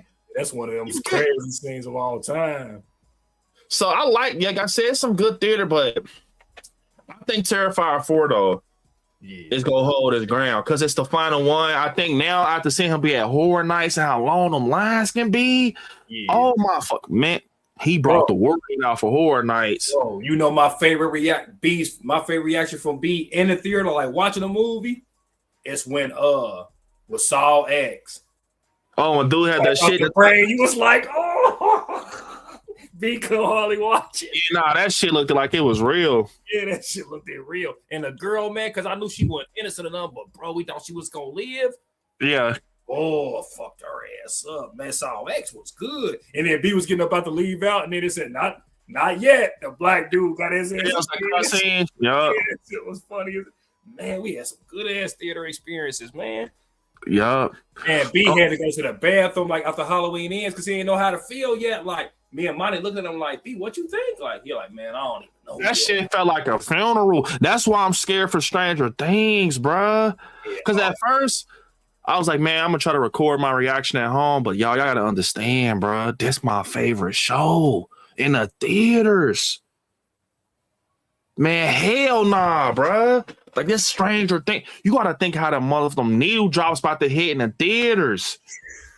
Cause you gotta think about it. I will say that's what make a lot of like Halloween movies real immersive with the experience. Man, you got that fucking John Carpenter and them loud ass speakers, bruh. You got that Shape Stalks Allison, and man, you got all that Payback and shit on them loud ass speakers. You got Michael big as hell on the screen. Come on, bruh. You got like that's the experience. Yeah, the junkyard and all that shit. It hit different in the theaters, bro. I mean, that shit hit different in the theaters. This be roaring. Yeah, that shit hit different in the theaters, bro. Yeah. The Terrifier 3 theater experience was crazy, way better than 2018. Damn, it must have been your theater because kills. Man, that shit was off the charts. Man, I know off the charts. Some different kills. Cause I know, bro, man, when Michael kicked the door into old girl, I was a fan of her. I was already a fan with her when I seen her. I was like, damn, she's banging. And then with the way Michael unalived her, I was like, bro, that's crazy. Cause that showed that Michael was smart. He said, motherfucker, you fired up, but man, I ain't gonna lie. That was BB would have shot his ass though. Oh, I ain't gonna lie. Another theater experience that was crazy was Insidious. I don't remember too much of Insidious, like the experience, but I do remember that lipstick demon scene. Being young and everybody, boy, we was in that motherfucker packed, boy. We was at a theater, and it was probably like the 8 or 7 o'clock showing. And I remember, boy, Patrick Wilson was in that chair, and a lipstick demon came by. Boy, that shit scared the whole damn theater, bro. Yeah. I would have loved to see motherfuckers in the theater seeing that Haunted Hill House scene in the car. Man, motherfucker, jump out they fucking seat. No, I'm gonna tell you a scene that was fucking scary in the theaters. That Valak scene. Oh, which one? Conjuring 2, when she walked past the hallway, and the girl. And then, Judy Warren said, "Mom, Who's that? Boy, I remember that shit, boy. I ain't gonna lie, bro. Man, yeah. To me, though, the scary every time I think of like the scariest scenes, the two scariest scenes I ever think of was one that Emily Rose when he woke up and she was fucking in a corner, bent up. I'm whoever my girl is, I love you, baby, but I'm gone. I'm not staying. Yeah. Bruh, bent over in the corner. You wake up in the middle of the night, motherfucker bent up out. Bruh, I don't care how much I love you. I'm out of there. And then fucking what's the name from the Pet Cemetery? Zelda. Yeah. She was twisting up and shit, like in her back and shit. She had to feed her and shit. Bro, that shit was nightmare fuel, B. Yeah. I didn't get to see, like, I wish I saw 78 in theaters, but I did not get to see a lot of like the OG movies. Y'all, like I said, I'm 28, so I got to see like Resurrection. I got to see Halloween, Rob Zombie's Halloween. I ain't gonna lie, that scene was crazy in theaters though. When he beat dude ass with that stick. I remember my grandma turning her head like when he was whacking him with that stick and he pulled that mask down. Yeah, sometimes that shit fucking real. My grandma, because she's like, you know, she's religious, so you know that Rob Zombie's Halloween, they got a lot of like bad words and that shit, like cuss words. He's crawl over there. Our grandma was like, oh my God, they're talking bad. Like, she's like, oh my God. She's like, what the hell is going on? Like, they was showing, and back in the day, they showed hella shit, like chest and area, like that scene with the remake of Linda scene in 2007. Boy, my grandma was looking at me like every time some shit like that come on screen, she just look at me like, it was like, you know, took me to a horror movie, so you know what the fuck about to go on. So, but they used to show shit like that, like not all of it, like because I don't think it's like unrated, but they'll show certain shit in theaters back in the day, bro. Like they don't show that shit no more. Like they would. Like, okay, I didn't go see X. I was late to the Ty West X movie. So for the ones who seen X in theaters, did they show all that shit in theaters? Yeah. Cause I ain't see X in theaters. But yeah, now that I think about it, damn, that was damn near one of them. Yeah. You don't know. Cause damn, they put that shit on the screen. You got it, man.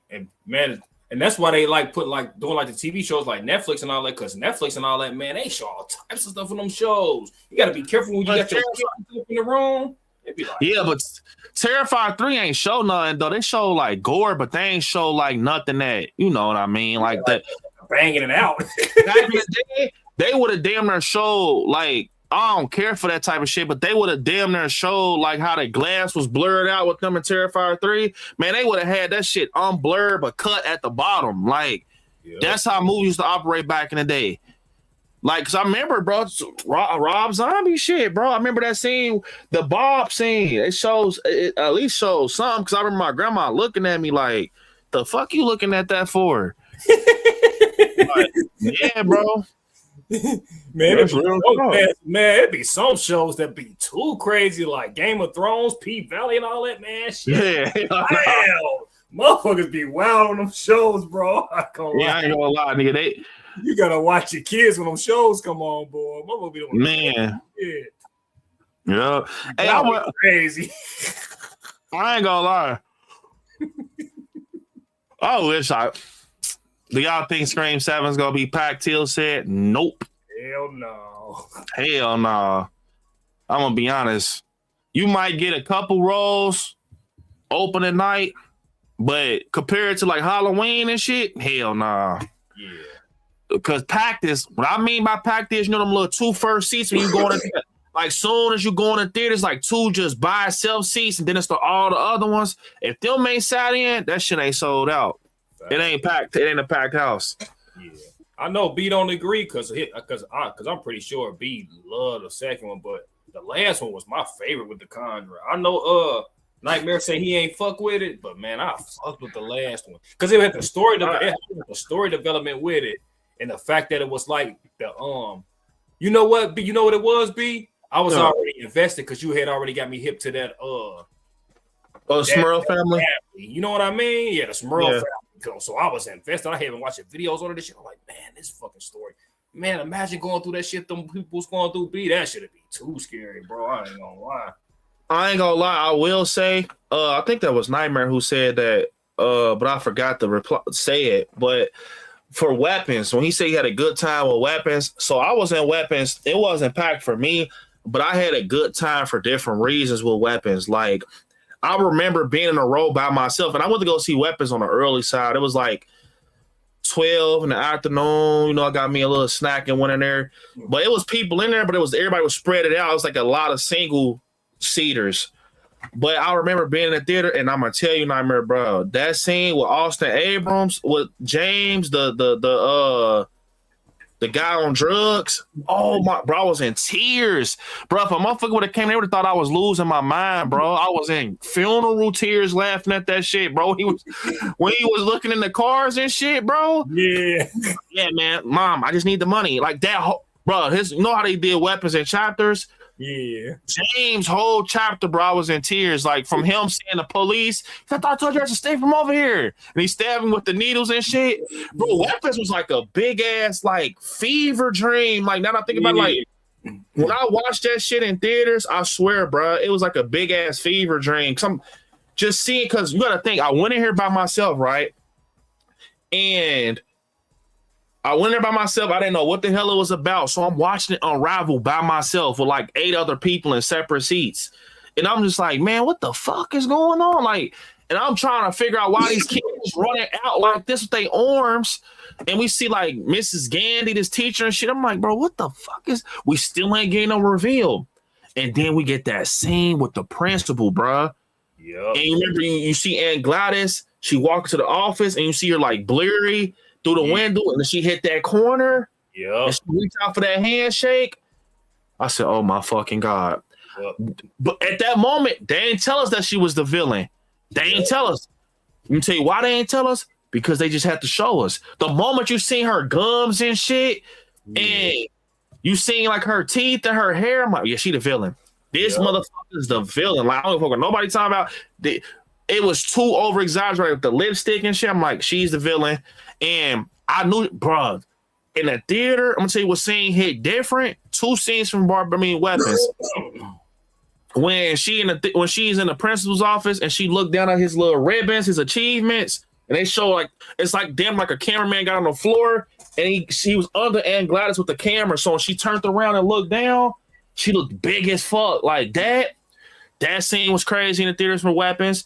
The scene when Gandy was in the car asleep and she got the scissors, chop. Yeah. As fuck. I wish they wouldn't have showed that though, because that kind of revealed like that it was witchcraft. Shit.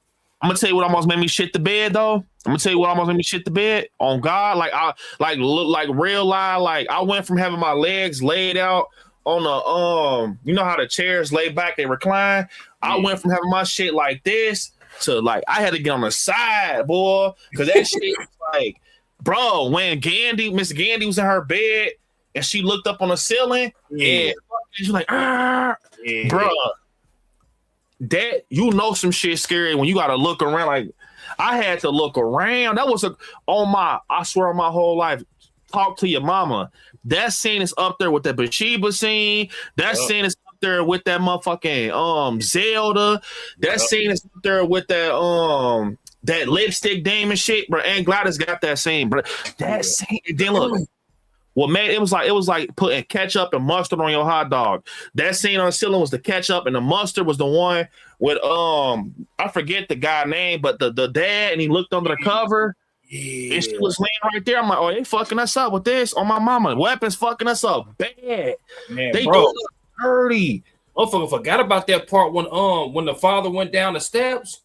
Oh my, bro. And then he was looking for his son, and she jumped out of nowhere. Bro, that scared the fuck out of me.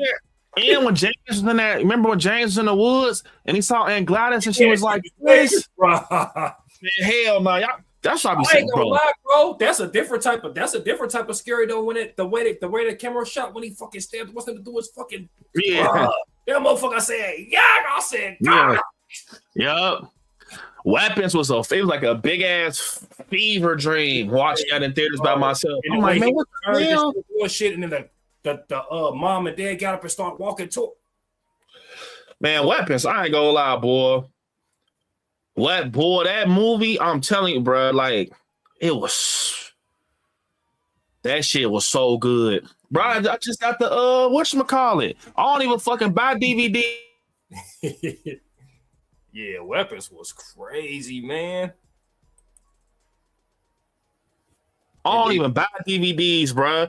But this was rare, bro. This was rare. So I found one. I got lucky, bro. Somebody got me here to where I can get one from. Bro, got the steel book. Yep. Bro, this is not. This right here is not just one of my favorite movies of 2025, but this is one of my favorite movies of all time. Yep. Like, bro, this fucking look. They don't even got fucking Aunt Gladys on the case. They even promoting it like they could have easily put her on the case because we all know who the villain is. They ain't even put her on the case, bruh. That's good promotion because this motherfucker probably ain't never seen it. Look what they got on the front of the case. That's some idiot shit on the front of the case.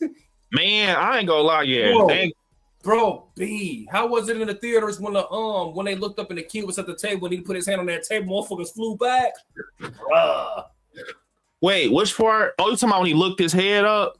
Remember when they looked up and then the little kid he put his hand on the table, the motherfuckers flew back and died.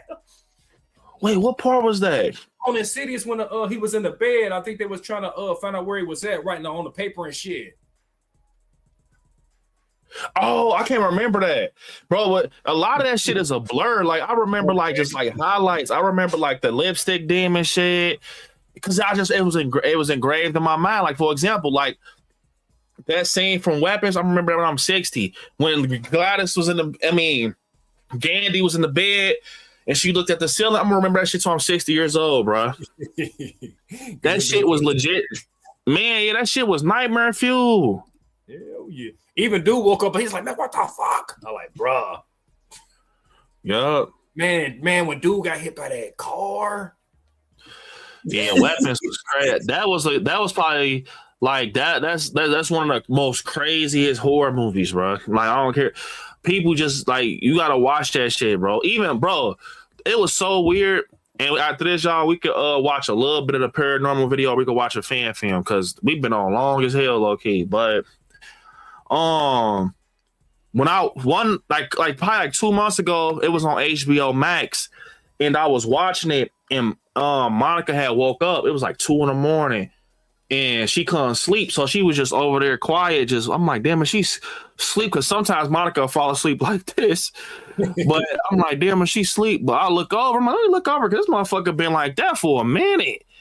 Her fucking eyes wide open. I said, damn, you woke? She was like, yeah, I'm watching this. She was like, what's this? I said, it's Weapons. And she was like, oh, this shit crazy, bro. And she was like, I need to be asleep because I got work tomorrow. But I told her, like, nah, like, if you want me to stop it, I'll stop it. We can watch together. But she was like, look, at first she was about to go to sleep. But that part kicked up when James Austin Abram was breaking into that house. Yeah. And we ended up watching it. They just watched the whole, and she really got invested when she saw Aunt Gladys because Monty ain't know the twist. Yeah. She was like, man, what the fuck? Yeah, shit, and it was on a late night side. Bro, Aunt Gladys so damn creepy to me. I don't even have dreams, bro. I had a dream about Aunt Gladys, bro. Yeah, that's how creepy they be. You had them dreams. Man, that's how you know a motherfucker scary. I don't even have dreams, bro. God, I had a dream about Aunt Gladys when that shit first came out because her face was all over social media. And I think what I was doing was, you know, they say like when you go to, you know, when you have a dream and be the last, like some of the last shit you seen before you went to sleep, like your mind. And I think I was watching like 30 videos on her or some shit. Man, I went to sleep. I had a fucking dream, bro. Like I think she was like on a bus or some shit with me, bro. I'm like, man, what the fuck? Yeah, I'm like, man, come on, don't be playing on me like that, boy. Motherfucker have a dream about Aunt Gladys, boy. Man, hell nah. Man, B went, man, everybody, I'm telling y'all, if y'all like action movies, when y'all get a chance, I know I brought it up to B before, man, Ballerina, man. It's in the John Wick universe, that Ballerina. Oh, yeah, I heard about Ballerina. Shit, B. I'm telling you, bro, when you get a chance, you and Monty need to watch it. Watch it with Monty. I think Monty will fuck with it. Bro, real quick, let me tell you a movie that I watched recently. It's one of my favorite action movies, but every time I watch it, and for real this time, y'all, we can watch something else. But every time I watch it, it just hit different. And this is a childhood for like movie of mine, bro. Terminator Judgment Day, bro. Terminator 2. Oh my god, I was just watching that shit like a couple days ago, bro. That scene when they was at the arcade with John Connor and the police officer and all that whole scene. They come looking for John Connor, and he in the arcade, and his boy come over there like, "Hey man, I guess a cop over here looking for you, man. You should head out." From that moment, and Arnold got the shotgun in the Rose box. Yeah. They on a dirt bikes. Yeah. Oh my. And the fucking motorcycles and that music. Oh, bro, that's hard. It is hard to touch Terminator 2, bro, on the action side. Terminator 2. Oh my life. That movie right there. Oh, fucking Linda Hamilton. Man. It hit different. Terminator 2 hit different, bro. Man. That's my favorite.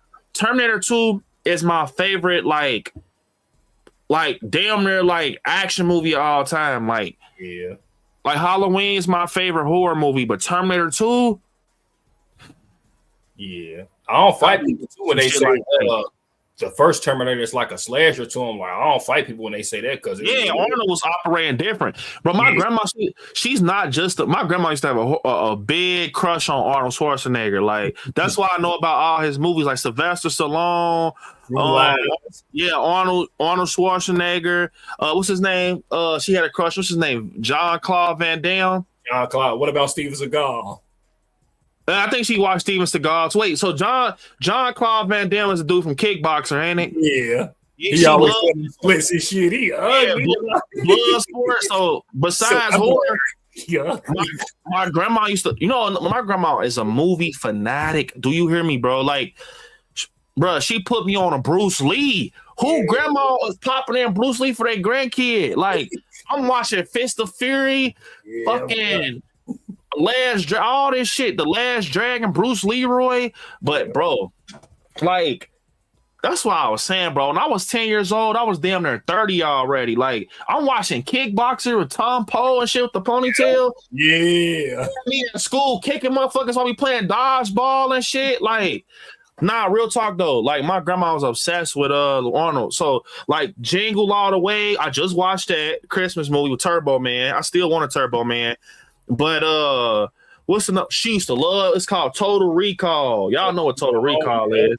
Yep, Total Recall. Terminators. All them, bro. To the point, like, bro, I'll never forget. Real quick, small story, bro. Real quick. I know it's a lot of stories, but bro, it was a game store called FYE, right?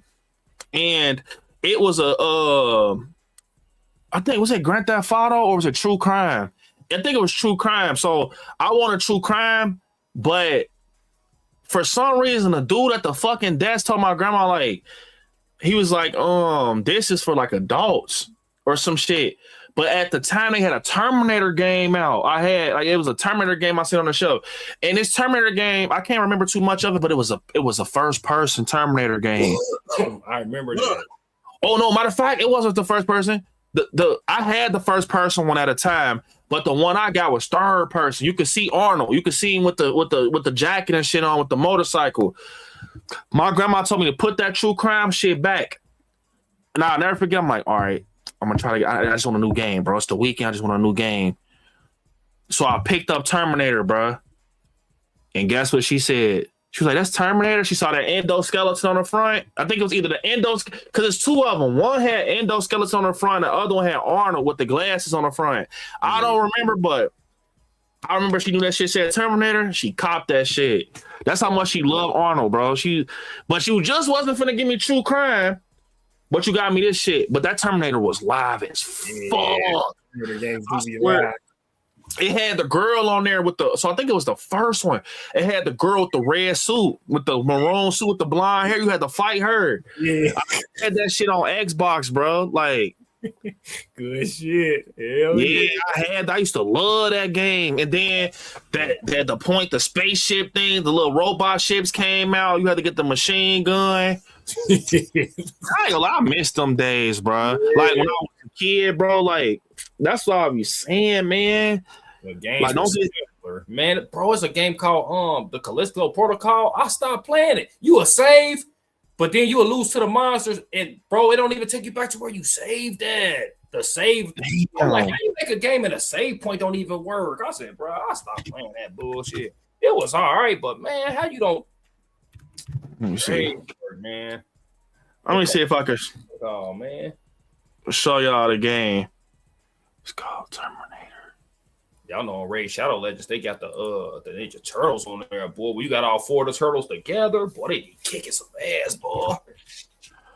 Hey, You Ninja Turtle fan. My favorite Ninja Turtles though was part 3. I know everybody loved part 1 and 2, like part 2, Secret of the Ooze, but man, part 3 when they was back in Japan, man, that was my favorite one. I think because Donatello was a beast, man. Because y'all know when Raphael had them fucking sides, you can't back then you couldn't like stab the Foot Clan and them with like cause blood and shit with the Ninja Turtles. But and then Leonardo had the sword, so obviously you couldn't slice nobody's heads off and shit. But Donatello had the stick, so man, Donatello was whooping ass in those movies, man, with that stick. Look, this it right here. All my life, I was trained and prepared for an inevitable I remember war. this one. A war between men and machines. Attempt to infiltrate the Yeah, this the first person one. Damn, I remember this. Yeah. Did you end up beating it? Hell yeah. I had this and I had True Crimes was good shit too. Y'all, it's hella good fucking, man. Y'all already know, boy. We get to talk about the games and shit. a game I used to like was whatchamacallit. Damn, what the fucking name of that game? It was called something Hunters. It was on Xbox. I used to have it. It was called something Hunters, bro. I used to love that game. Oh, yeah, because I got it. Remember, we talked about it before. Oh, Hunter the Reckoning. Yeah, Hunter the Reckoning. Yeah, buddy. Yeah, I used to play that hell when I was younger. Yup, Hunter the Reckoning with them big ass monsters. Hell yeah. Yup. Man, I still play hella look. I still got NCAA Final Four 99 on the original PlayStation. Man, you need to start doing gaming videos, bro. You be tripping. Hella shit. Yeah, we gonna do a short film instead of because that was called 30 minutes, and I got a lot of stuff I gotta do for the crib, man. Oh, remember these? Oh, I used to fuck with Splinter Cell on the high. Hell yeah, Splinter Cell was the shit. I'm gonna watch. We gonna do a Christmas one, y'all. It's a Remember Christmas these type of fan books, film. bro, with the cheats. Yeah, I used to get Game Informers and all that. Hell yeah, the Game Informers. When I was younger, I used to get Game Informers. I used to get the Game Pros. Yeah, Game Pros. I used to get the guides, the little thick ass books for Yeah. the guides. They could help you like seek the Easter eggs and shit in the game. Facts. But bro, when I was younger though, I used to love that game, Hunter the Reckoning. Yeah. I used to love that. I used to fuck with Resident Evil. Like I used to like all the like Manhunt, Nightmare Family. I used to play Manhunt. I played Manhunt 1 and 2. Yeah. I used to like State of Emergency. I used to like GTA, True Crime, Splinter Cell. It was this game called Drive. I used to like Scarface. Bro, what was that game you was getting me hip 2 years at Disney? You were saying Monty used to play where she be creating her own like amusement parks and shit. Oh, it's called fuck. What's the name of that game? Monty just brought that up too. She said she wanted to start by playing that, but it's called fuck. I forget the name, bro. But yeah, you can make your own Disney on there. We was playing it last year. We had opened up an amusement park.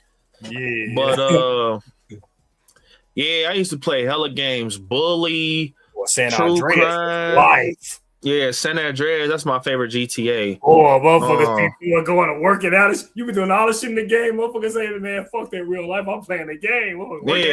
Yeah. I'm gonna start by playing the game though. A lot of people are like, man, what's up with the gaming channel? Bro, I'm not gonna lie, game has been that terrible, bro. I'm not finna just keep trying to waste. I'm not the type of person to waste hours of my day.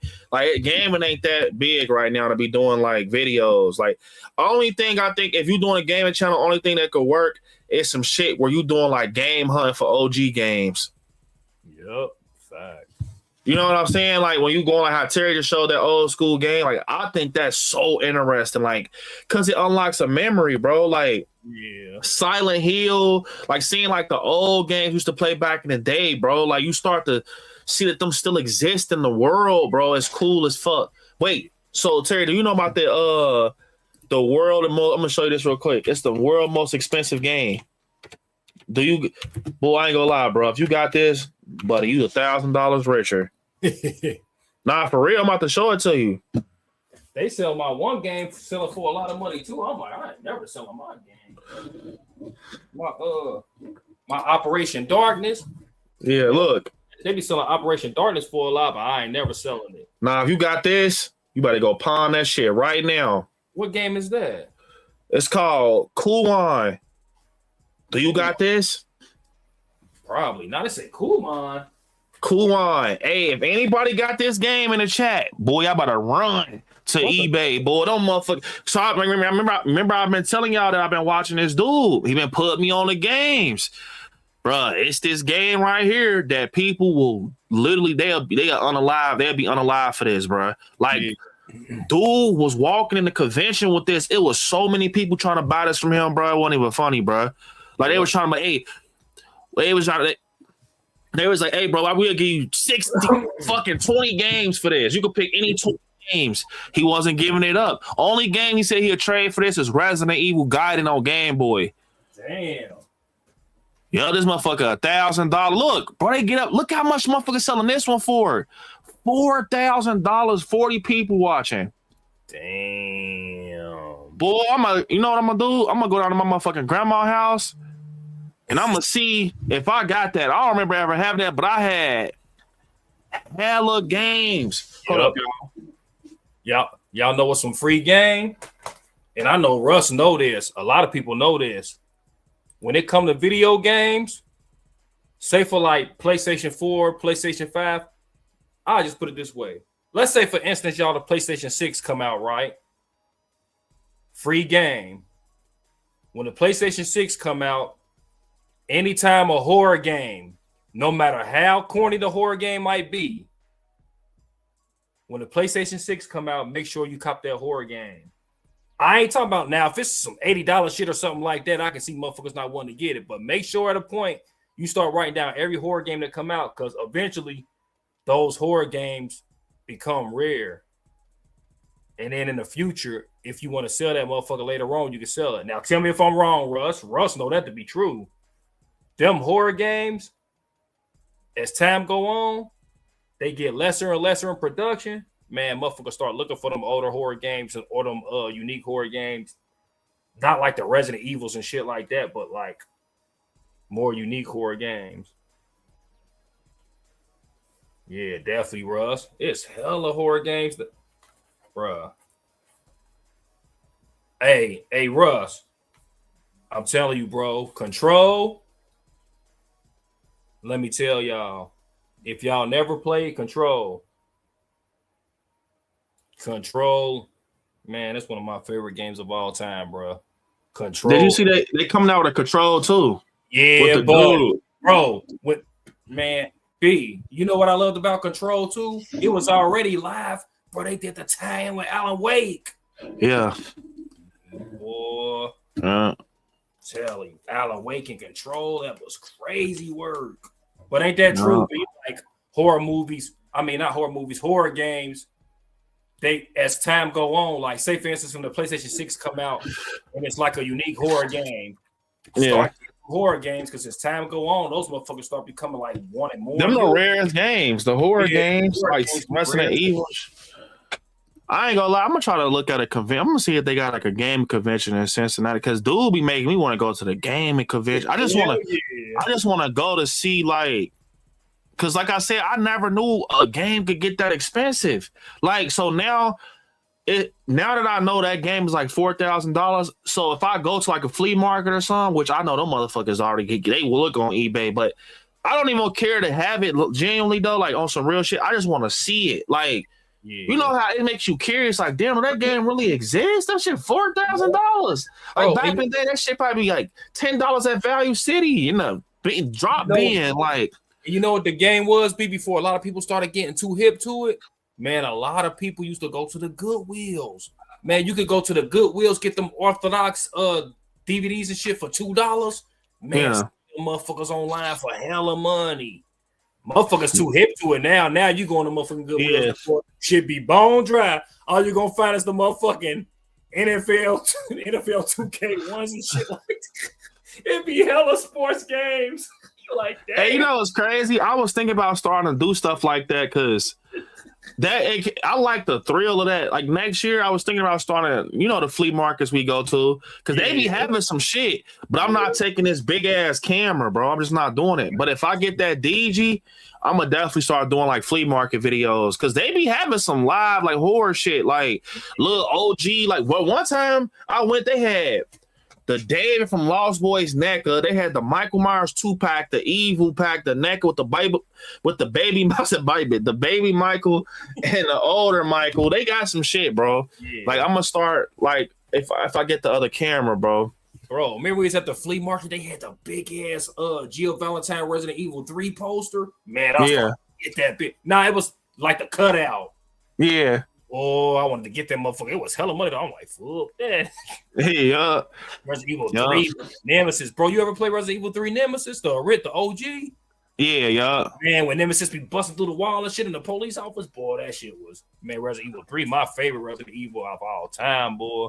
Resident Evil 3 was the shit. Look, I still got it, bro. Remember that? When B first got me hip to it. Like, man, you see 2018?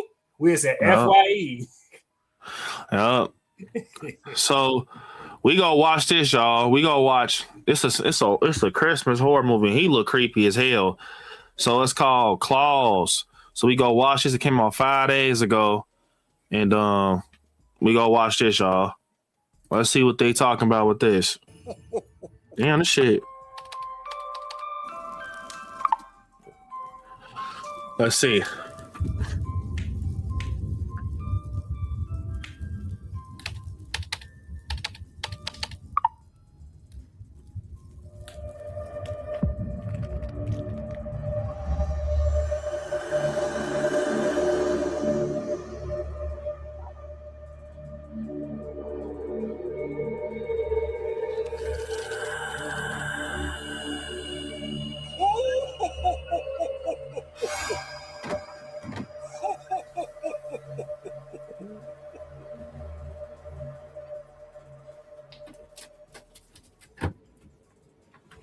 It's hooked you instantly because it's like, man, what the fuck? No, Nightmare. I haven't heard of that.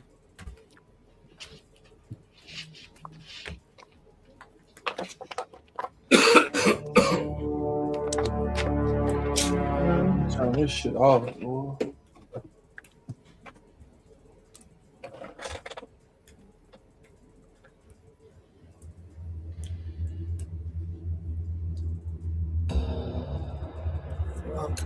Fucking Santa Claus, Michael Myers. That motherfucker hit the corner like Michael. He did. I knew he wasn't gonna be Oh there. yeah, this motherfucking Michael Myers with a Santa suit on.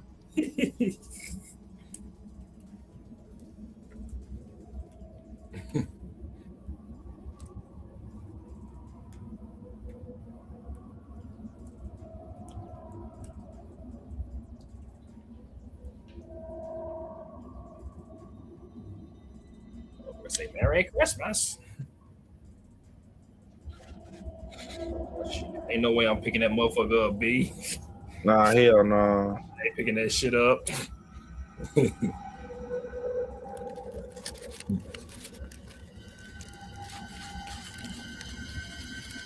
Right back to bed. I'm gonna have to check her out, Nightmare Files. I never heard of her. I'm gonna check her out, bro.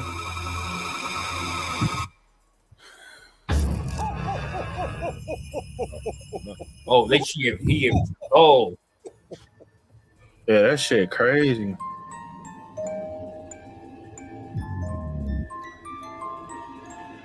Adam, still flag though, Adam.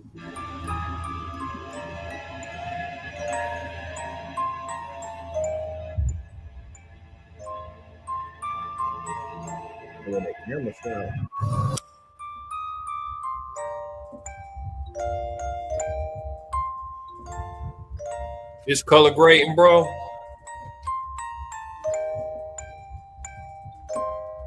Yeah, yo, they use some type of filter or some or a lot.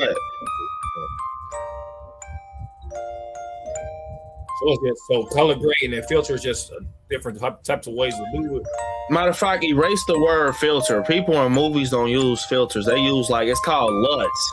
LUT. Like for Willie, that's a custom LUT that you see on the color grading side. Like it's color grading for the most part, but it's LUTs and shit involved. Ooh, man, what the That is fuck? type shit.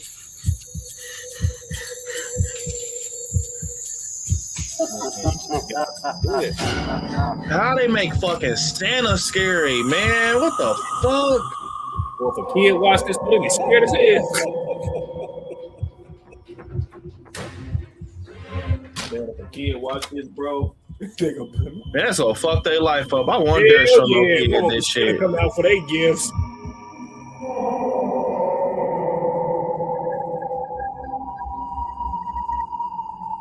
I swear, on my job look like her, B. The girl at my job look like her. Oh, he funny as hell. Her name Maria. Mr. Elf, I warned you.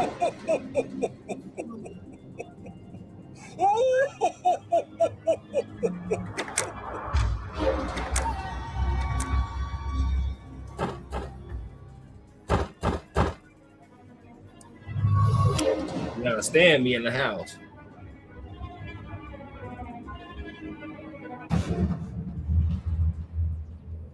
Should have had one of them Lord Cross in the house, boy, would have been straight.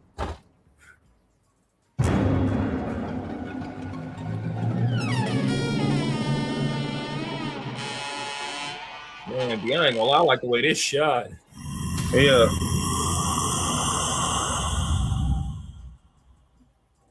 So on that part right there, B, when they had the red up top and then the part right there, you can kind of like color grade certain parts. Yeah. Yup.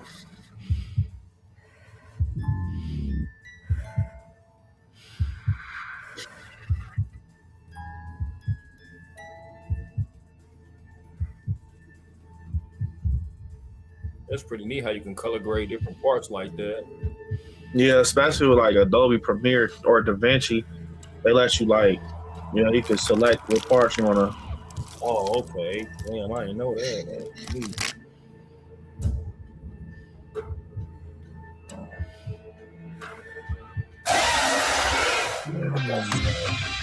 Nah, that motherfucker's scary. What movie would you compare to that as far as like the color grade? Like Malignant. Malignant, okay. Yeah. That's how you know B a beast. He thought of a movie that quick. Yeah, like a Malignant or some shit. But y'all, this was good shit, man. I ain't gonna lie, boy. I had a long day. The fucking Christmas is this week. So our schedule's a little funky. So I'm gonna get out a rundown. We did Scary at Night today. Tomorrow we're gonna do a Stranger Things stream because season 5 volume 2 drops on Christmas for fucking whatever reason. But they dropped that. So we gonna have some Stranger Things content this weekend, man. So I'm gonna definitely be putting out videos, ending explains, breakdowns, and a potential live stream this weekend. So boom. And then we got the finale, and we got the new year, new movies. Tomorrow I got a video dropping, being my top 10 horror movies ranked. Y'all definitely don't want to miss that, man, for sure. A lot of content coming out over the next couple of days. But yeah, definitely lock in, y'all. Turn on them naughty bells. Also, Charles, appreciate the super chat. Hey, did you ever see Sleepaway Camp? Yeah, I saw the first one. Yup. So definitely check out Willie Part 2, y'all. Check it out. It's almost at 2,000 views. We over 1,000, man. So keep running it up. Share it out to your friends and family. Let them know that, you know, your boy got a horror movie in the works. But yeah, check it out tomorrow, 7 p.m. Eastern Standard Time. Don't forget to be there. With that being said, thank you for coming on, Terry. I appreciate you, bro. Check out Terry on his social medias and everything. Terry, check me out.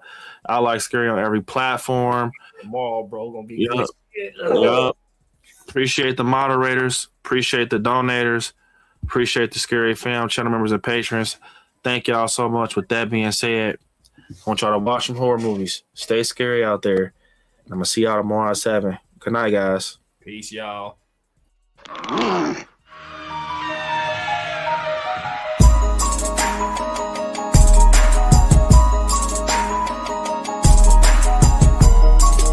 Good guy.